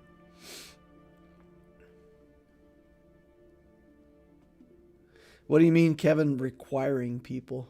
Well, they said that you have to go around and find actual things that are placed somewhere, pieces of paper or whatever. So somebody probably has to go out and look for them, right? Griff's back in time for the main GAC. All right. Let's get in here and start taking a look, and we'll see if Mag wants to drop his number in here or not. Okay, so we're looking at EFAR. Rafe backwards. Interesting. He is a general. Siberia. Siberia with scars. All right, stats. 5.7 million, 2.3 in ships, 3.4 in characters. Number 2 in fleets with a Negotiator fleet. First thing we need to do is establish whether or not he has the big old Executor, which he does not. He's got Negotiator, Malevolence, Endurance built up to relic levels with Mace Windu. A couple other capital ships down here, so he's got plenty of capital ships for fleet. He's got the Razor Crest, so he's got to be working on the Executor, I would think. Empire fleet, which you would expect. Galactic Republic, Bounty Hunter stuff. So I feel like we definitely have an advantage over him in fleet with the Executor. But, you know, he's still got plenty of fleets. He's still got enough to work with. Character-wise, here we go. So I have the 2 worst GLs, and he has the 2 best. So that matchup feels a little bit unfair to me. Not unfair in terms of matching me up against this opponent. I'm not complaining about that, but it's like these 2 Galactic Legends would be rough for me to get through if he decided to put both on defense. So again, we were talking in the Patreon chat yesterday, and if I was this opponent, I would throw Vader, Kenobi, Skywalker, Darth Revan. I would put all of those teams on defense. I would just throw down the best characters I have for defense right there and just basically say, all right, good luck getting through that stuff. And I'm not sure I could get through all 4 of those teams. So we'll find out what he ended up doing. But of course, this means that he also has relic level Bad Batch, among other things that he's got going on in this account. There's the Beskar Mando at relic 3. And gear 12 stuff for days down here, gear 11. So his account is pretty thick through the middle, still 2 Galactic Legends. Lots of good stuff in the account, so should be a challenging matchup. What do you mean SLKR is the second worst?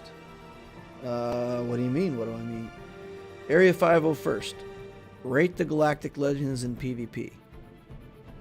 Is SLKR more effective than Rey or JML? The answer to that has to be no. His PvP viability has dropped way off. Way off. So no, I don't see SLKR as being better than either Rey or JML. He's not better than Vader or Kenobi, which puts him in 5th place as far as PvP Galactic Legends go. My opinion. I mean, you can. I'd love to hear your opinion. I'd love to hear every opinion. Share it. Let me know what you think. Let me know why you think he would be better. This account looks more Zeta poor than yours. Whale potential. Yeah. So it's definitely going to be some kind of account with spending, because he's developed the 2 newest Galactic Legends. And if you're fleet rank 2 with a Negotiator fleet right now in the environment of all of these Executors, it means there's not a lot of Executors in his fleet shard yet. So it's a newer fleet shard.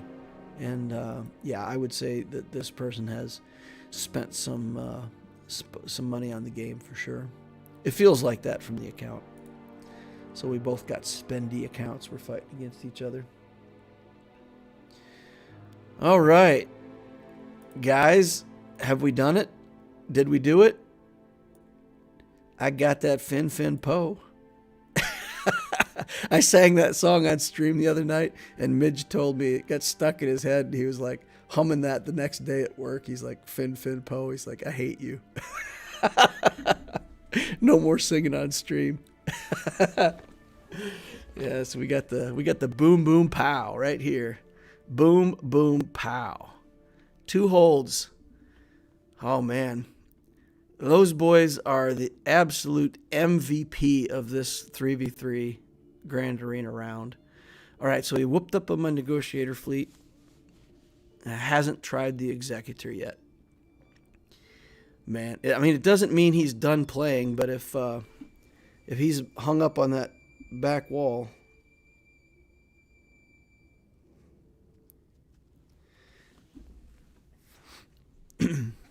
that would be good for us. That gives us a little freedom. Well, not a lot of freedom, because we might get hung up right on this front wall, right? We might get hung up right here on this Kenobi. Oh, man. Oh, man. Kenobi, Cat, Kenobi. Oh, boy. Oh, boy. Can I beat that with C in any way, shape, or form? If I bring in Armorer, she's just going to get killed. I guess I can do C, Armor, or Tank. Or maybe C, Armor, or Watt. And just hope to get one through. C and the Night Sisters? C and the Night Sisters make her waste her ult. And then they'll have to go after Daka.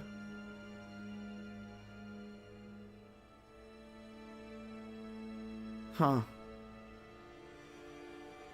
How do we feel about this, guys? Does anybody know? I can't beat this team. Ugh. Well, let me rephrase that. I have not yet beat that team. I've not been able to beat that team yet. But potentially we have 2 Galactic Legends to try to get through it. If I can get C to his ult and nuke Kenobi, that's at least something, and then I can potentially come in and clean it up.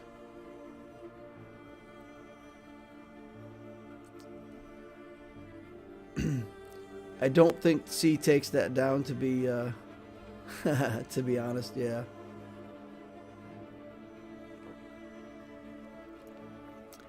SLKR Daka Zombie loses to that. SLKR with Daka and Zombie used to work, but they just ignore taunt now. And I think I actually tried that, and they killed my SLKR. They didn't even kill Daka. They just killed SLKR straight up. Destroyed him. Just ignored taunt and killed me with the ult. SLKR can't get to his ult against that team. Well, he can, but you know what I'm saying. So that you can't be critically hit. So it takes way too long to build up charge for your ult. And he gets to his ult very quickly, gets the high ground, and kills you. So no, I don't feel like we can get through that with SLKR. We just would have to get to the ult on C and take down Kenobi, and then I feel like we could bring in SLKR and clean it up. Like, wouldn't even be a problem. Yeah, they ignore taunt after the ult. That's exactly right. And he gets his ult so fast. And like I said, last time I did it, they just targeted SLKR himself and just shredded him. You need to try it, though. There's nothing else that beats it. Why wouldn't I try C first? Why wouldn't I go ahead and try Sith Eternal? And again, I'm not trying to beat it. I want to get to the ult and kill Kenobi. That's all I need to do. If I can get to the ult and kill Kenobi, we're good. We're golden. That's success, and then I can come in and clean it up.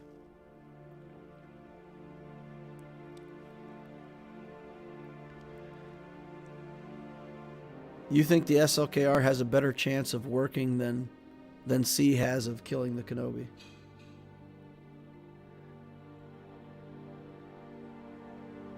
Could you Mando Grief and aim to kill Cat? In 5v5, that would work brilliantly. If you just wanted to pick off Cat in 5v5, you could do that no problem. In 3v3, you can't get your contract on the first turn. And I don't think I would last to the second turn. They're going to kill a bounty hunter, and probably it's going to be Mando, and it just goes badly from there. If I put Bosk in, then she's going to instantly execute Bosk instead. And then I'm left with 2 bounty hunters trying to finish out the contract. There's not an easy... I think if I had Fennec Shand, maybe if I had Fennec Shand with all of her basic attacks, then we could do it. But it would have to be Bosk, Fennec, Mando. It's still not enough. It still doesn't work. You can't, in 3v3, you just can't get the contract off in one round. C probably has a higher chance of getting someone down. You can't get to C alt before Kenobi. He alt ignores Sith protection well in high ground. Yeah.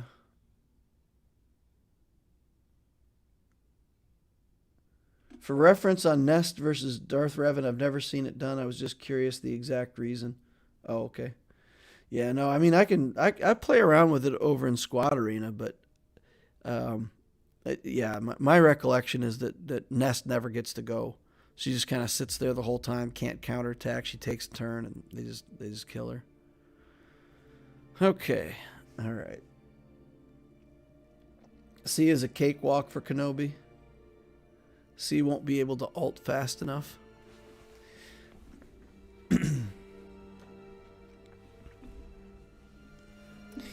Well, if we do it with the Night Sisters, then we all, I mean, I don't know. How do we organize it? I mean, oh man, I don't even know. I need Rey.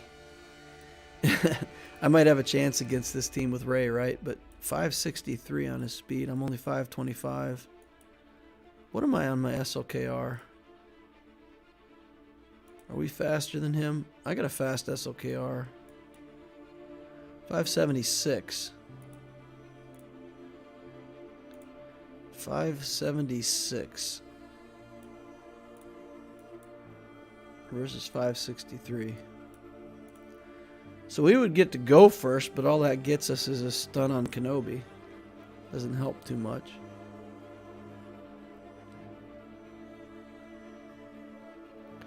With Night Sisters, then her Annihilate goes against the zombie because she can't ignore taunt yet. So that's at least one positive. And then when I sweep with Kylo, then zombie pretty much has permanent taunt until they ignore it. And I guess if we get some kind of crazy luck and they go after Daka instead of SLKR, then we've got a chance. DL, a burner team, will use Kenobi cooldown reduction and Cat Annihilate in the first attempt. Does that help me? If I draw the skills out, does that help me?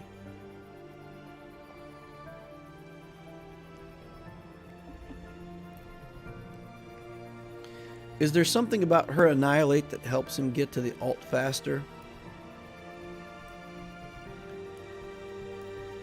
Doubled on their turn.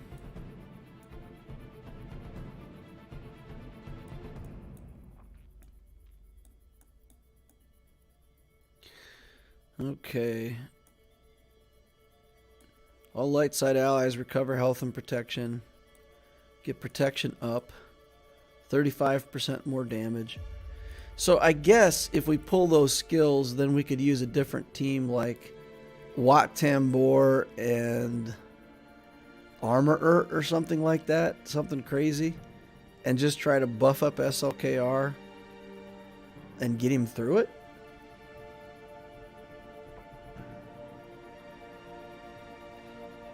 He gets to ult fast because of middle ability aimed at him. 32% ult charge, I believe.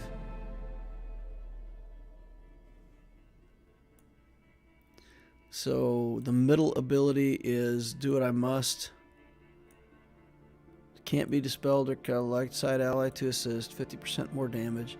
If he's selected, he's called. He gains 12%, double if he's the leader, so 24% there. And then more from the fact that somebody else is also attacking.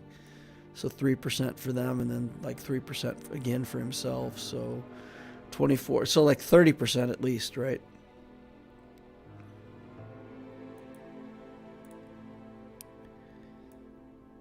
So he's going to use this first on Cat.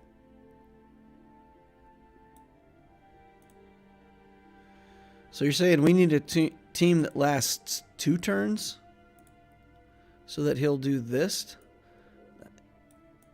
But that's risky because it's a 2-turn cooldown, so he'll get that all over the place.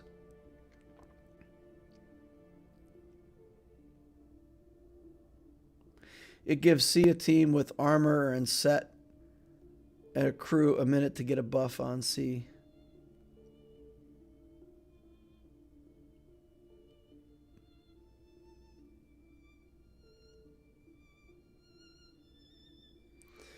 If we get the armor buff on C, is that enough? Because I know with the Watan Bor buff, it's not enough. It doesn't... I mean, cutting down crits has got to be good, though, right? This battle is basically a praying show.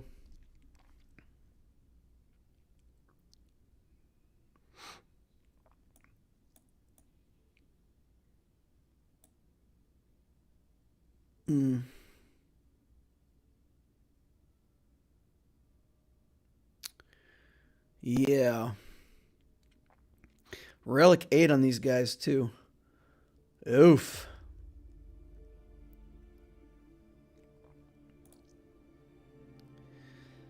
All right. So, we're going to try it. We're going to try a team to bait out some skills and go back in and try again after that. So we typically, there's a bunch of characters in here that we don't use, right? So we can put in like Sunfac, Akbar, whatever. Just put in some garbage, right?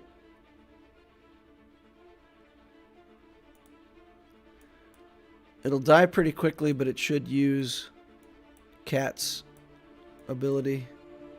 And it might use Kenobi's second turn with the mass assist skill. And then the battle should be over. Alright, we're going to try it. We're going to see if we can bait out the right number of skills without giving him too many turns. Let's see what we got here. So here he goes.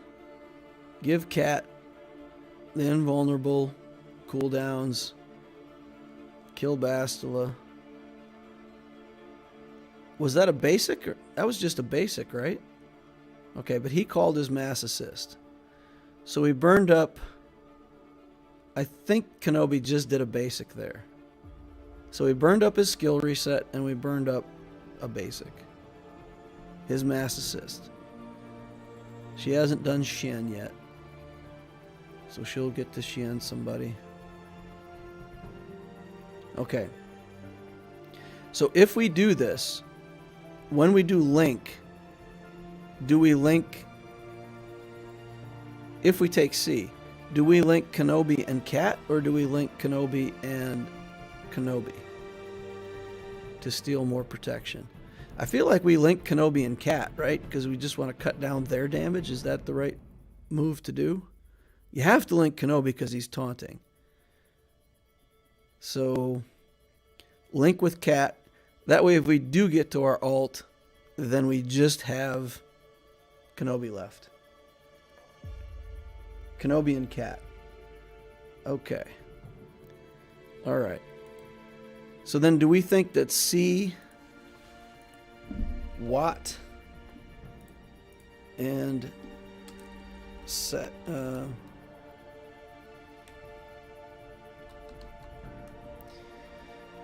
Oh, Empire, not a good choice of words. But do we think this is better? Or do we actually want to try this? And do C, Watt, armor, and just get Watt's buff on.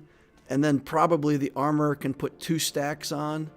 And we'll fight it with 2 stacks of Beskar. And... that'll give us more protection recovery.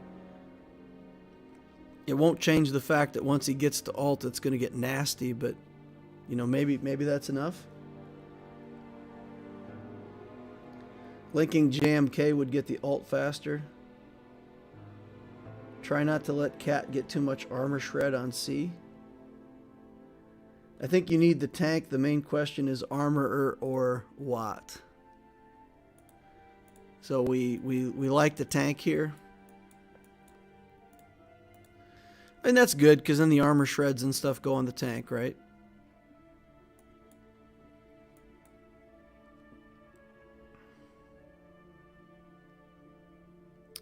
What's more important?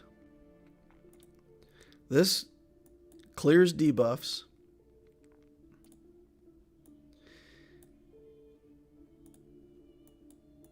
Okay. Recover 30% protection, dispel debuffs. Armorer, if we only get 2 stacks.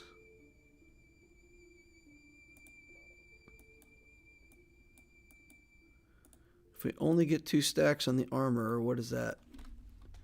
It's the same 30% protection recovery, but does it give us an extra thing that we like better? It's just recovery, and 1 stack is extra defense and max health. So it gives us max health and defense. Do we like max health and defense better than removing our debuffs? You can't remove the healing immunity anyway, right?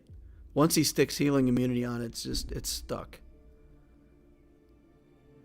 So Armorer is probably better, right? Even if we only get 2 stacks, it's probably better.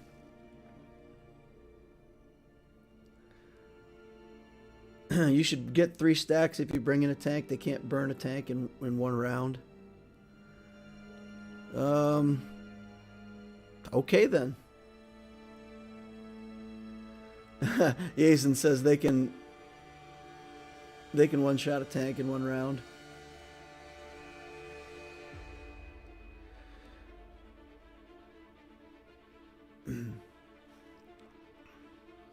On Cat's first turn. Well, remember, we burned that. We took that ability away from him. He's already used his ult, or his cooldown reset on Cat. So Cat's got another 6 turns before she gets her execute again. Let's see how it plays out. Let's get in there and see how this plays out.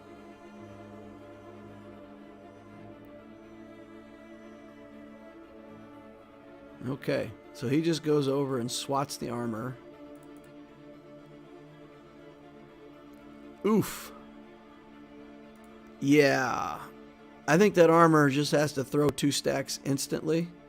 Because if I don't, then I'm pretty sure the armor is going to be dead. Okay. Basic here.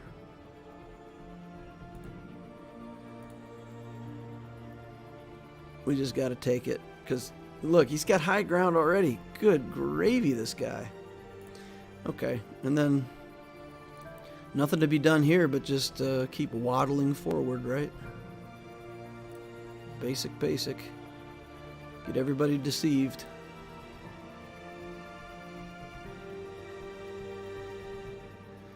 Okay. Oof. Yikes. Ult. Please don't kill me. Dodged. Dodged. I dodged, boys. I dodged. Yeah! We dodged it. Oh, I feel like we have a slim chance here, even of maybe pulling this off with that dodge.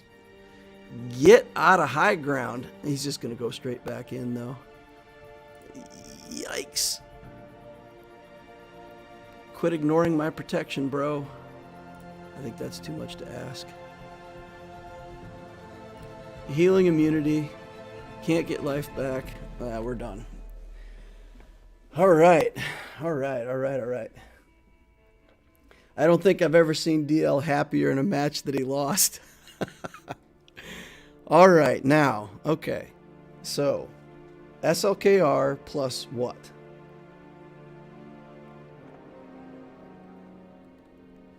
Because this battle is still not a gimme, right? He'll lose all of his ult charge, I believe, right? Doesn't he lose his ult charge between rounds? Or do we need to pull skills again?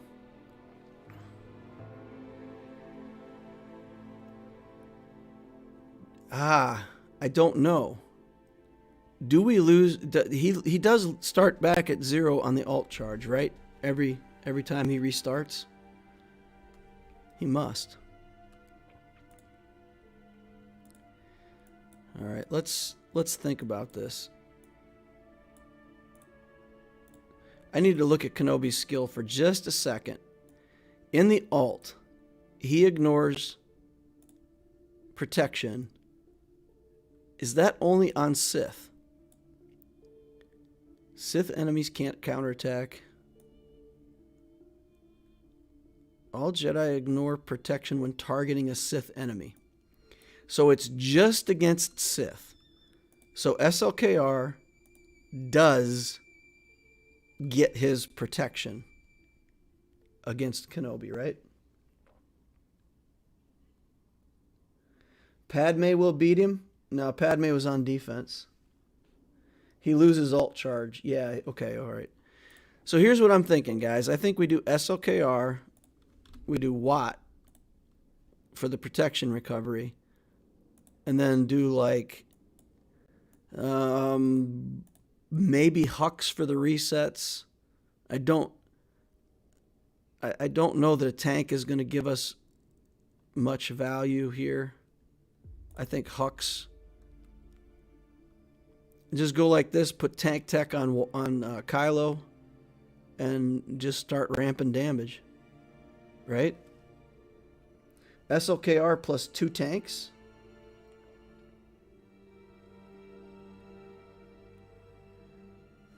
Two tanks?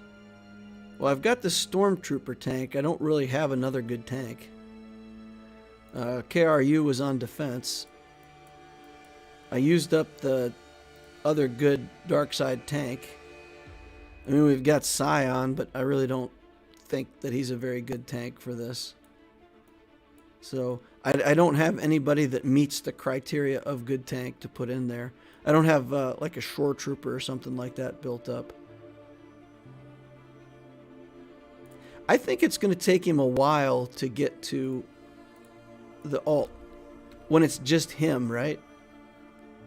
When it's just him, he takes a while. And we just need to ramp up the damage on SLKR and we're good, right?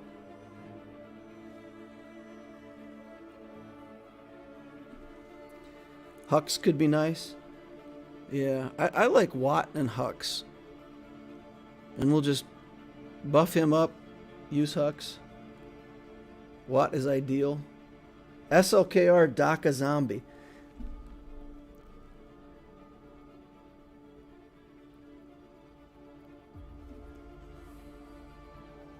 SLKR Daka Zombie.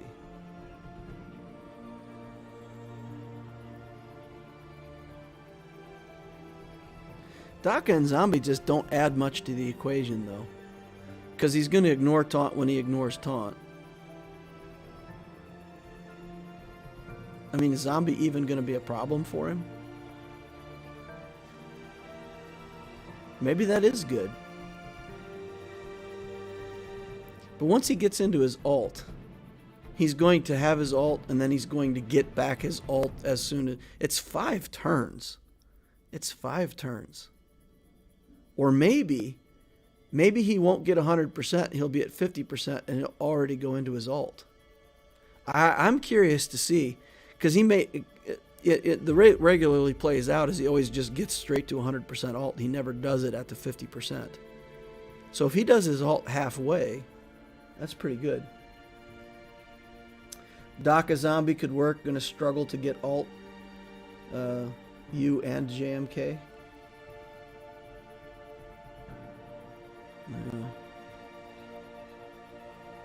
Hux accelerates the alt. It doesn't do us any good to bring in a character like Thrawn or something like that, does it?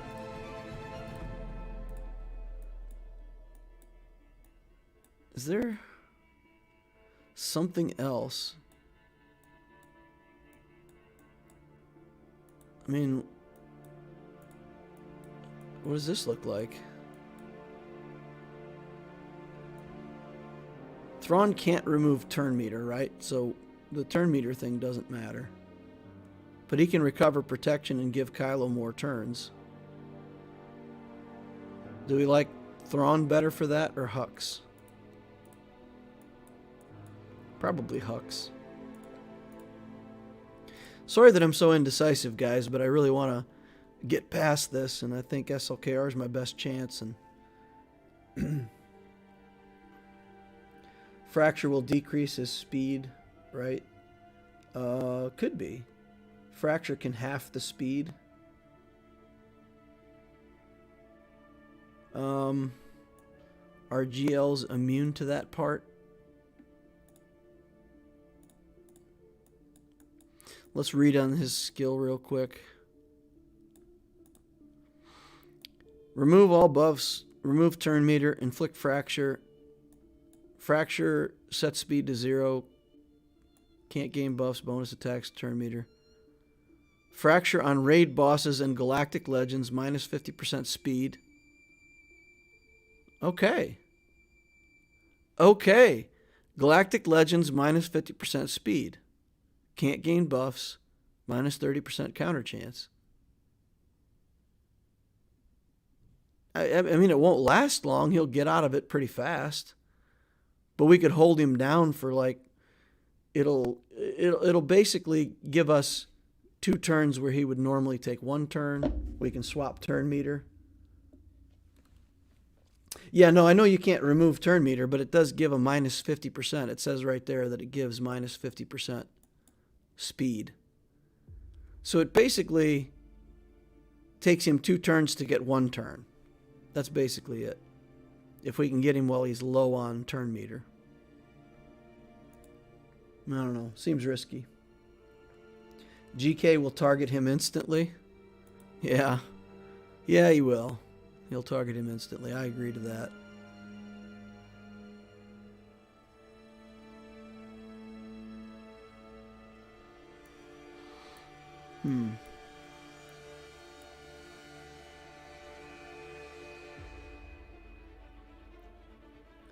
Not sure how much Watt adds since Kylo will have undispellable healing immunity if he takes damage.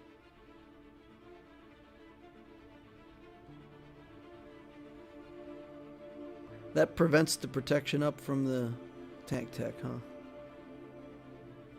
Watt will be good as a tank.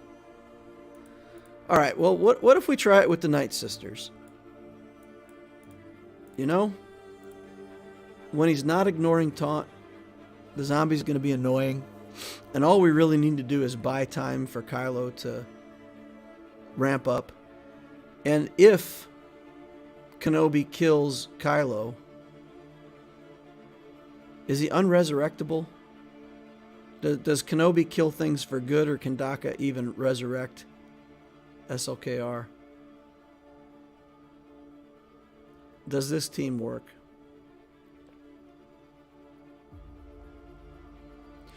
Yeah. This could work. You know what, guys? We're going to stop talking and we're just going to get in there and try it with SLKR Daka Zombie. And we're just going to try to buy time and waste his time and see what we can get. All right. We're going to do the basic and get 2 more stacks. Okay. Do that. Do this. Okay. Bam. One of those. That worked out nicely. We got rid of that dodge. Let's just keep ramping. Alright, he took the high ground with only 1 stack. With only 50%. So, what is it? Is it 2 turns? If he does it at 50%? He's going crazy on the zombie. What is wrong with this AI? Very angry at the zombie. Okay. Yeah, we gotta do this and get dodged. Get dodged. There's SLKR with the debuff on him again. Okay. Some bigger hits coming in. He's on the zombie again. That's good. All right, he's got his ult ready to go. Oh. He's got nothing. We're through, boys. We are through. We are through. All right. All right, all right, all right, all right. We're in this. We're in this game. Now, if he's got Lord Vader on the back wall, then we're done. Right? We're not getting through that nonsense and also through Lord Vader on the back wall. That's not going to happen. All right, I know what we need to do here. We need to do the ye old troopers. So let's get troopers going. We've got just enough likes to power the troopers, so I don't have to beg. All right. Slow down. Back up. Make sure I understand what we're doing here. Take our time. Get in a big hurry, and I keep making mistakes when I do that, so just got to remind myself over and over again, slow down. Pick it from the list. We know how to play it. AI is not completely nerfed.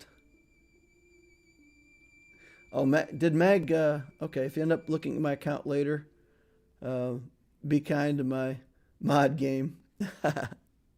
Okay. All right. And then we just want to kill Luke. That's worked for us in the past. Feel like it's going to work for us today. There it is. That Dark Trooper damage. Boom. So good.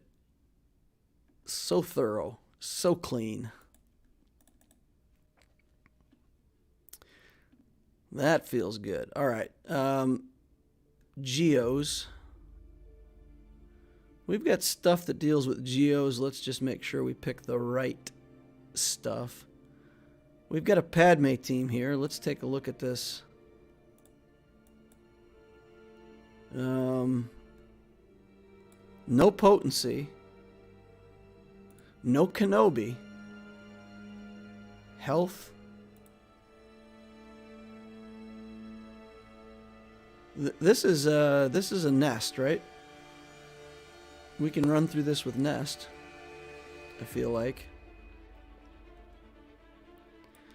Revan here. We got Galactic Legend Nute over here. Probably Mon Mothma there. She's been successful at dealing with Nute in a couple other cases. They don't have a stun here. They don't have the Dooku to stun, so it's not quite as nasty. Still nasty, but I think our Mon Mothma team can handle that. Nest, Revan, stuff.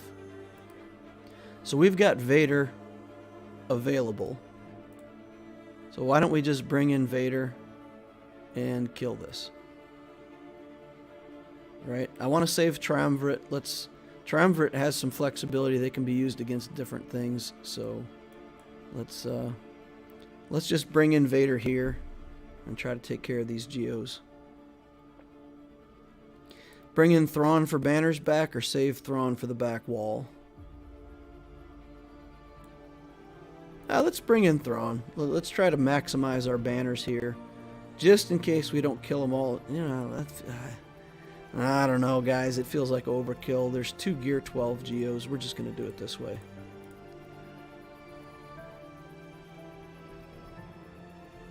They'll keep getting protection up, and Nest doesn't have enough time to ramp up to beat them while not critting.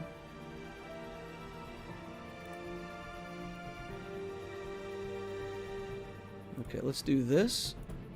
And we're just going to get rid of that spy right away. Threat level significantly reduced. Try to get another free turn. Cull out the brute. Put a basic on him, or a ability block. Done. New team with Thrawn, Gideon, and a 3rd Imperial. Can kill a bunch of stuff.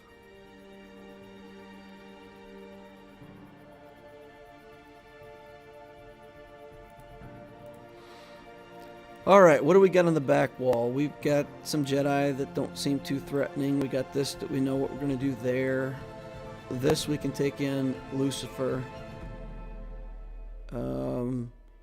Ewoks, we got stuff that can deal with that. And then we got Nute back here.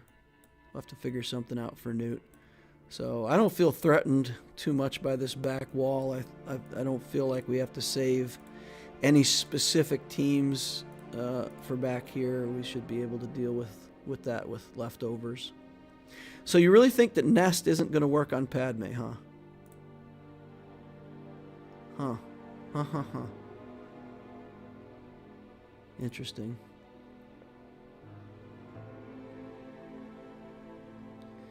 All right. See what we can get done here with our Kylo Ren masked. Bonk. Done. 56 banners. It's a beautiful thing. So you want to see me use a team of Thrawn, Gideon, and a third Imperial. Maybe we take that against Dooku? Thrawn can kick here. We got to get around the taunt, though.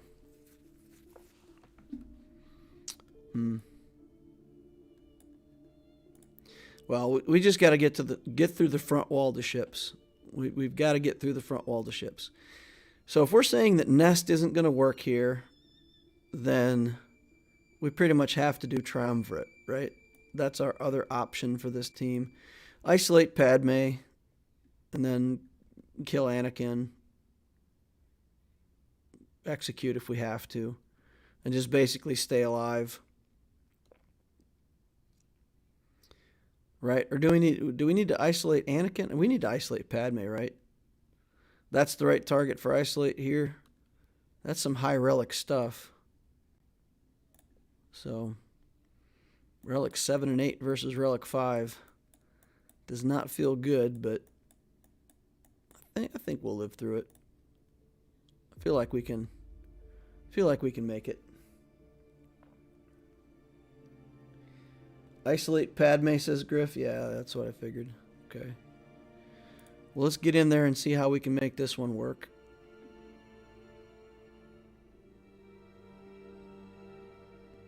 All right, Padme gets a kick off right away.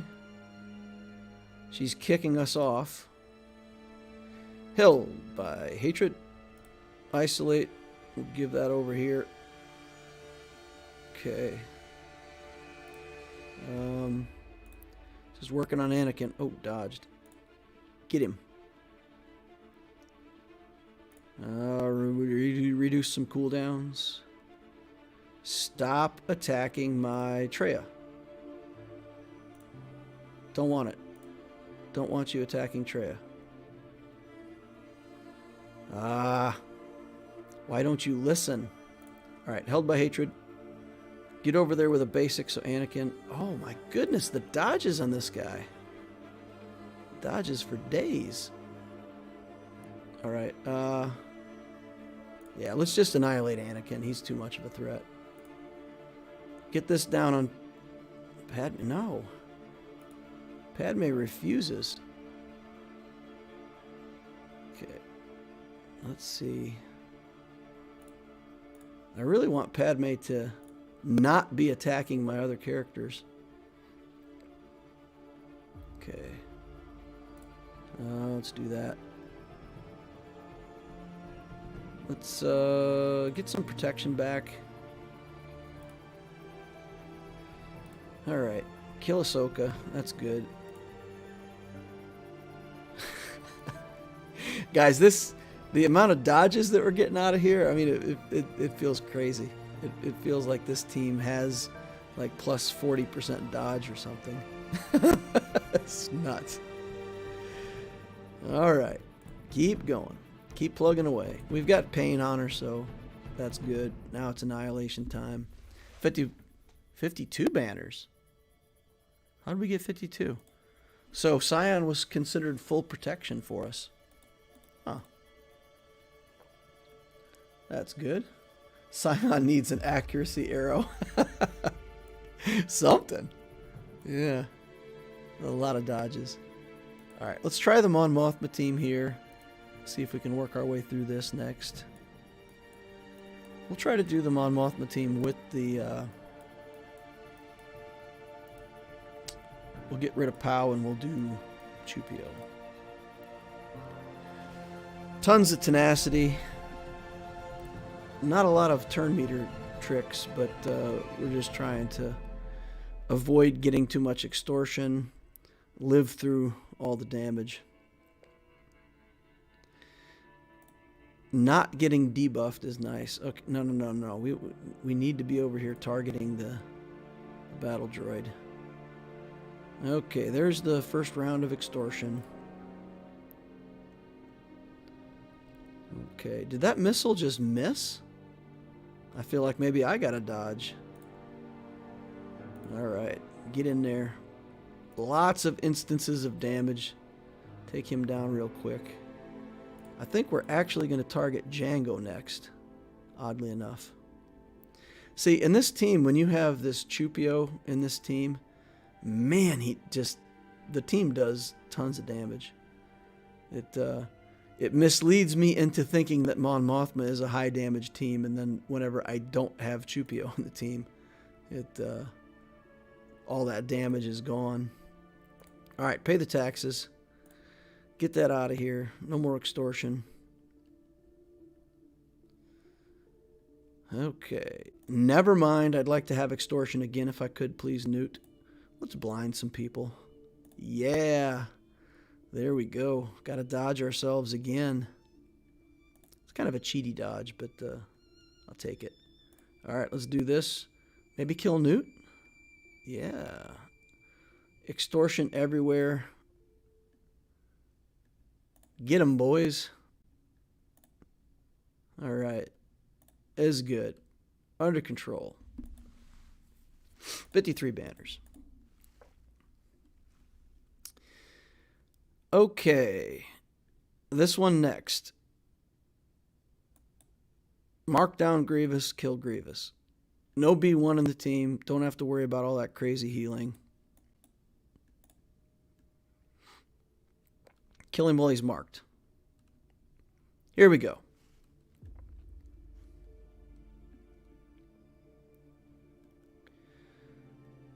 Okay. Swap with Yoda. Flip. Jump. Buff. And dodge. And Grievous is not available for marking. Still under stealth. It's crazy. Okay. Let's see. Probably want to target Magna right now because we don't want to get Grievous with the marking going on. So we'll just take a couple shots at this guy over here. Now we'll mark Grievous. Okay. Ah, come on. That was looking to be a high banner win right up until that point. I was looking forward to actually getting some banners off of this for once, but it's not to be. It is not to be. Okay. Got it. Get it, got it, good. Some kind of clone team here with Rekka, Cody, and Clone Sergeant. What do we think about Nest here? Can Nest kill these guys? They don't have enough SWAS to kill Nest, do they? I don't think anybody here has enough damage. She'll ramp up. They don't really have healing. Wrecker can heal, right? Yeah, Nest should be able to take care of that. Do we need Nest for anything in the back? I mean, we could use Nest against some of this stuff, but...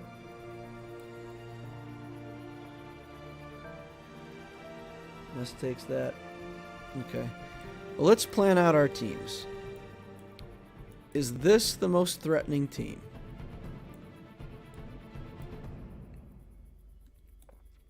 We've got bounty hunters still. We've got Rey. Rey can hand wave him, take away his turn meter. No, because she'll have taunt first. So we would have to hand wave her and take away her turn meter.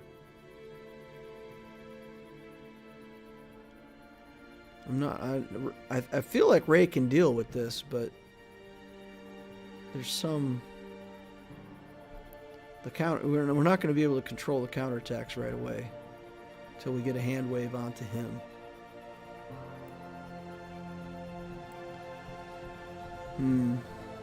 Probably not a good matchup. So we could do her down here. I feel like she takes this battle pretty well. So what are we going to beat Dooku with then? What do we have that takes Dooku? Do we want to try that Gideon team that you were talking about? Something like this? Because then we can fracture the Dooku, cut down the damage, and then he can remove buffs, right? Does this remove buffs? Dispel buffs on primary target. So if we can target Droideka with that, you know, we can just save that. What do you think of that versus the Dooku team? I like it. I think that's good enough to beat the Dooku team. I feel like. We've got armor, we've got turn meter removal, we've got Thrawn, we've got Stark for some extra damage and turn meter removal. You need a tank for the Gideon team? Why? What do we need a tank for? Honestly.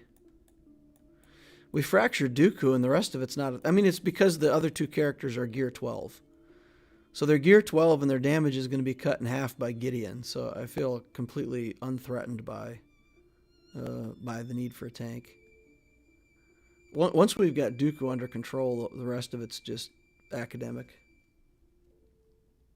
Stormtrooper is ideal. Yeah, I mean, if we were fighting an equal team of relics, I would agree with that. But let's check speeds. I mean, I don't think his Dooku's faster than my Thrawn, but let's just take a quick look here. 281. No, my Thrawn's going to go first. So the way this is going to go... Oh, we still got the taunt to deal with, though, huh? Okay. So let's just plan this out. So we would have to hit L3. Then we could... Yeah, so we'll have to take a couple hits from Dooku before we get him under control. I see what you're saying. But I don't think I have another tank with taunt. Because if he's not in a first order team, he won't start with taunt. He'll have no taunt. And he's not really Empire anyway. We got nothing for tanks, guys. Tanks, but no tanks. We haven't used Watt yet. We could use Watt in here if we needed to. I don't know. I think this works, right? Because we just cut down the damage with Gideon. We start killing people with Thrawn. I don't know. I think it's good. Stormtrooper or Death Trooper are the best two options, but against this team, you'll be fine with Stark. Death Trooper? Death Trooper? Death Trooper reduces cooldowns, but why would he be a good tank? Help me out, yo. Let's see. Let's put up the buffs. Sure, why not? Get everybody hitting real hard. We'll just take out L3. Couple hits here. Let's drain turn meter, reset things, get going first again. We'll just pop this shot over here because we don't want the counterattack. Same thing here. Then we're going to kick Dooku. We'll do that. Target. We can't target Droideka. Okay. Maybe a small mistake on my part because now Droideka's going to get to go. He didn't do anything exciting anyway. Let's put it over there and get rid of the buffs. He's got a stagger on him so we can reset turn meter. We'll just attack. Attack. And attack. 54 banners. Beautiful. You just really want another Imperial so you can spam specials and Thrawn never loses Fracture. With Gideon, you reduce their damage. Okay, that's fair enough. I don't think we lost Fracture. I think we killed Dooku, right? So that worked out according to plan. Alright, so we still got stuff for back here. We got LSUFUR. Do we need Kira here at all? Or do we just roll with just Nest? You know what? Fin Poe. That's the answer. Fin Poe held. We're not pinching for banners. We just need to get wins. So let's get the win. Let's make sure we get the win. When can we expect the next mod video? That depends heavily on work.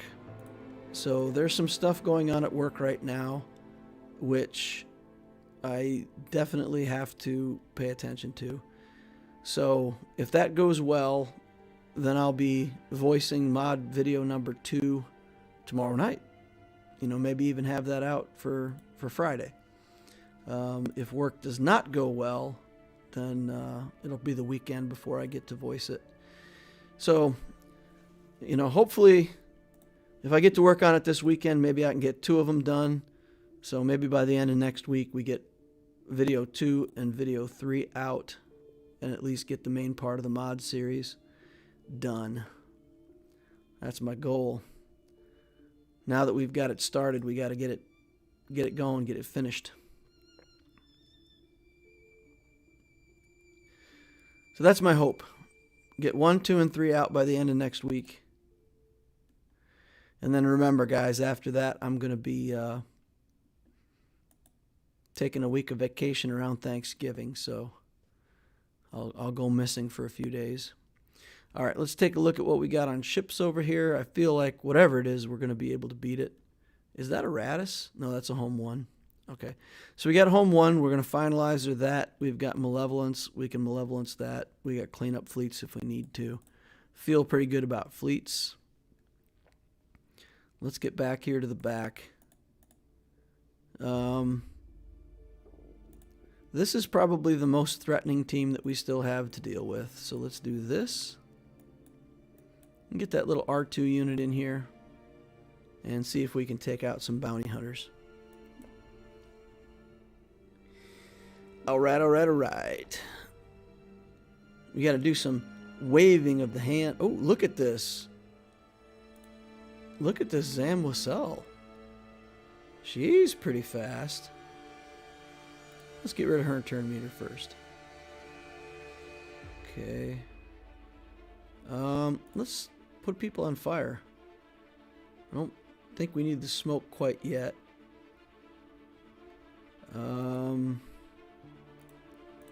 Let's work on IG. I'm going to go ahead and roll. And then try to kill him. Got him. Alright, that's good. Now we need smoke. Now we need the smoke. There we go. Dengar's going to do his area effect. There's really nothing we can do about that. We don't need the hand wave on her at the moment. We'll just do our little wiggle. Okay. Now we can hand wave her again. Get rid of some more turn meter. Call an assist over here. Try to get a stun. We're not going to get a stun because he's got uber tenacity. Let's put him on fire. Bam. Take away his turn meter. Our destiny is nearly illuminated. Let's pop smoke, keep R2 alive. Don't want him to die at the last minute. There we go. Good control, good control. Dengar will block stealth. Oh yeah, when Dengar's in stealth, I can't stealth. I forgot that. So smoke is useless.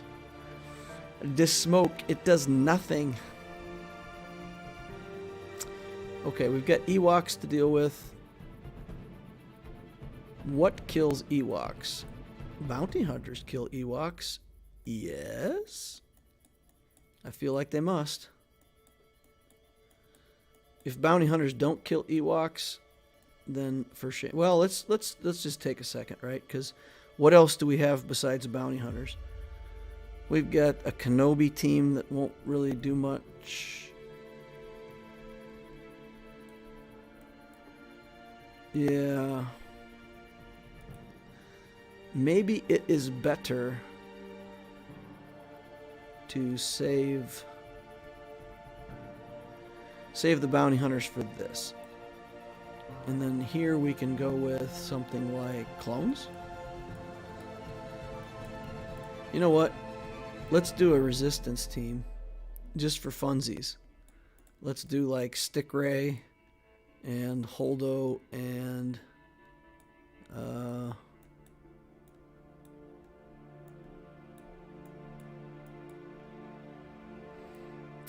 Tico, Rose Tico. So let's see if 3 substandard, they're relic level characters. If they lose here, it'll be terrifyingly bad. Terrifyingly bad. Ewok Elder, get the stick. Yeah, there we go. Let's see. Inflict daze for 2 turns. That seems good. Let's daze. Alright, here's Rose. What does she even do? Deal special damage to target and inflict stun. When stun expires, they're dazed. Alright, let's stun them. Alright. Let's get Ewok. Wicket, you get to stick. You get to stick. I don't even know what that does. I guess I should have read that skill. Okay. Get him. Get him. Rey doesn't have any big stick left. She's only got minor stick. Big stick. Give him the stick. All right. Good job, Rey. Good job, Rey. Would have been embarrassing if that team would have lost.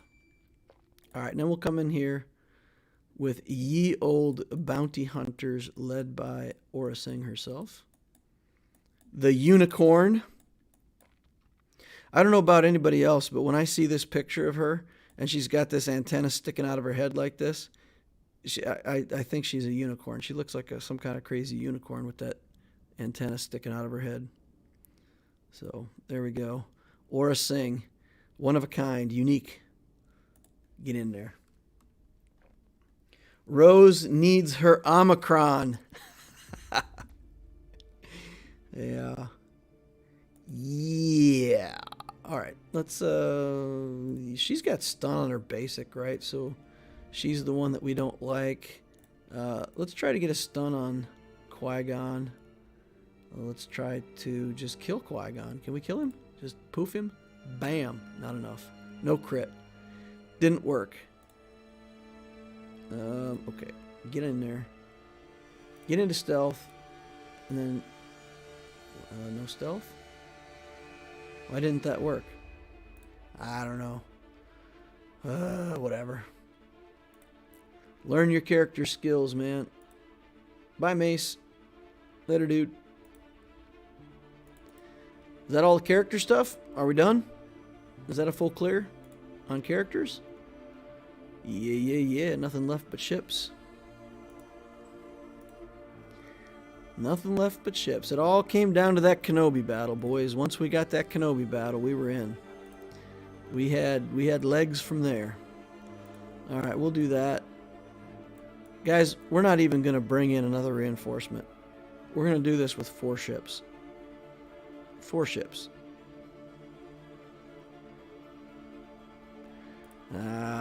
We'll bring in 1 extra ship in case we need to put the silencer into stealth because, yeah, they can do crazy damage. So we'll lose 1 more banner, but again, we're not pinching banners on this. We don't have to win by banners. We just have to win.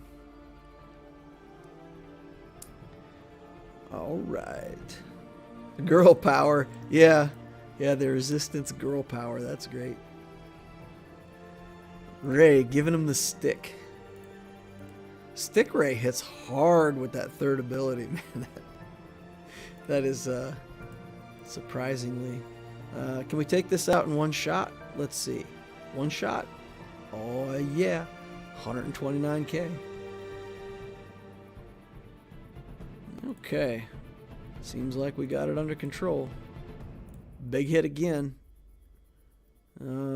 Let's put damage over time on our guys. Yeah, because that's what we like to do. We bring him in, we call the assist, and this is over. See ya. Bye. Done. Makes that fleet look funny. Okay, and then over here, got a Malevolence. We'll put some Separatist stuff with that. Like this, like this, like this. Put that in reinforcements. And then we'll put in the Millennium Falcon for cheese. We'll put in Plo for banner recovery. And, well, not banner recovery, but for getting rid of all the initial buzz droids if we need to. And, you know, like I said, we just need to win, right? So, what's the most winning thing? More damage or more tank? We'll go for more tank. Or more stealth. Nah. That cheese is good enough for stealth. We'll bring that in for utility if we need it, just to put a lump in there. Okay. Get 'em, boys. Get 'em. Grievous, go kill yourself. Go kill your imposter Grievous self. Okay, there we got buzz droids everywhere. We're going to stun you just for the fun of it, because we can. Then we're going to remove the buffs from this guy. Okay. Sunfac is getting thrashed over here. Okay, let's see. Just this. Bye. Man, that's brutal. Okay. Oof. Oof. What has gone wrong here, guys? I feel incredibly overmatched in this battle, and we really haven't done anything yet. Let's bring in the cheese. Buy ourselves some time. Do a little spin move here. And then we'll do area effect to try to get some damage down on these boys. Let's try to get this hyena bomber out of here. Luckily, they're going after the fake guy, not the real guy. We'll get another little droid ship up here that they're going to have to deal with. All right, they killed our real ship. The only real ship that we've got on the field right now is the Falcon. All right, Spy can put Taunt here, and then this should be it, right? Dodges. So many dodges. All right, there we go. Whew. Wow. That was close. That really felt like we were going to lose that battle in the middle. Yikes. All right. Millennium Falcon cheese for the win. Ethan says, I lost my GAC by 1 banner today. 1 banner. Yow. That's scary. All right, I think we got this one, guys. I think we're in good shape on this GAC. We got that boom boom pow. Although we didn't do our wedge. We could have done a wedge battle in one of those solos. So, thank goodness that Lord Vader was not on defense. That would have been a complete showstopper if that... Well, we still would have got 3 zone cleared, right? We still would have got 3 zone cleared. I got to look at this again. It's like when you have a special trinket and you just need to stare at it. I need to look at this hold again. I need to just admire this. Because I've been putting this team up front, and I decided to put it in the back wall just to make it that much more likely that it would hold, and it held. So we've been putting them in front the whole time. But they held strong in the back. Man. Sorry guys, I'm just like very impressed with that team. I'm very impressed with that little Fin Poe in 3v3. Good stuff. I feel like I need to start putting Zetas on those guys to make them even more dangerous. TK says, nice work, DL. Thanks. Yeah, this one took a while. We spent a lot of time trying to sort out what to do with that Kenobi. Let's see. We were going to look at the Mads account real quick. Let me see.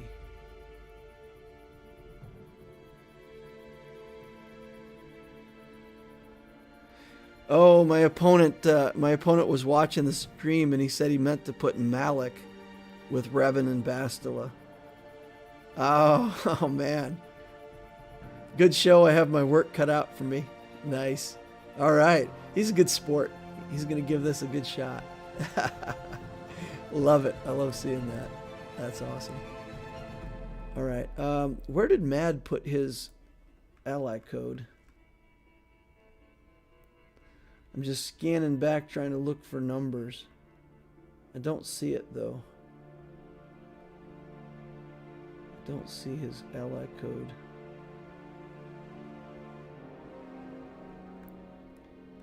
Go back and look here. If somebody saw it or if he put it somewhere where we can get to it, let me know. I'm going back through the chat and I don't see it.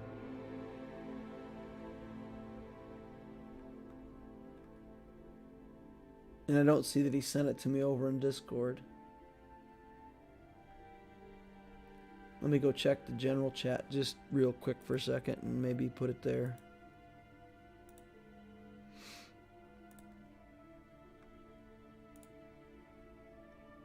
Okay.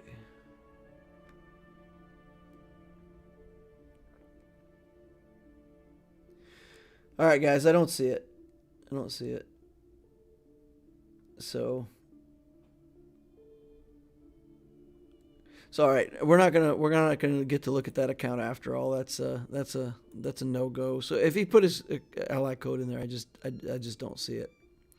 All right, we're gonna wrap up the stream there. We've been almost 3 hours on the stream tonight, so got her done. Got full clears on both accounts. I hope you all learned something because I feel like taking a while for these discussions and stuff like that, but kind of talking about the strategies and what's going to work and what doesn't work. It helps me understand the character kits better. And honestly, I didn't pay that much attention to that thing on Thrawn with the 50% speed reduction. So, man, I learn stuff every time we do this. So I appreciate the chat. I appreciate the input from all you guys. Like it, subscribe if you haven't. Join us over on Discord. If you're not over on Discord, you're missing out on a great opportunity. Get on over there and get in with the group. I'm going to close it off there for the night. Thank you very much. I will talk to you later. And see you in the next Holocron.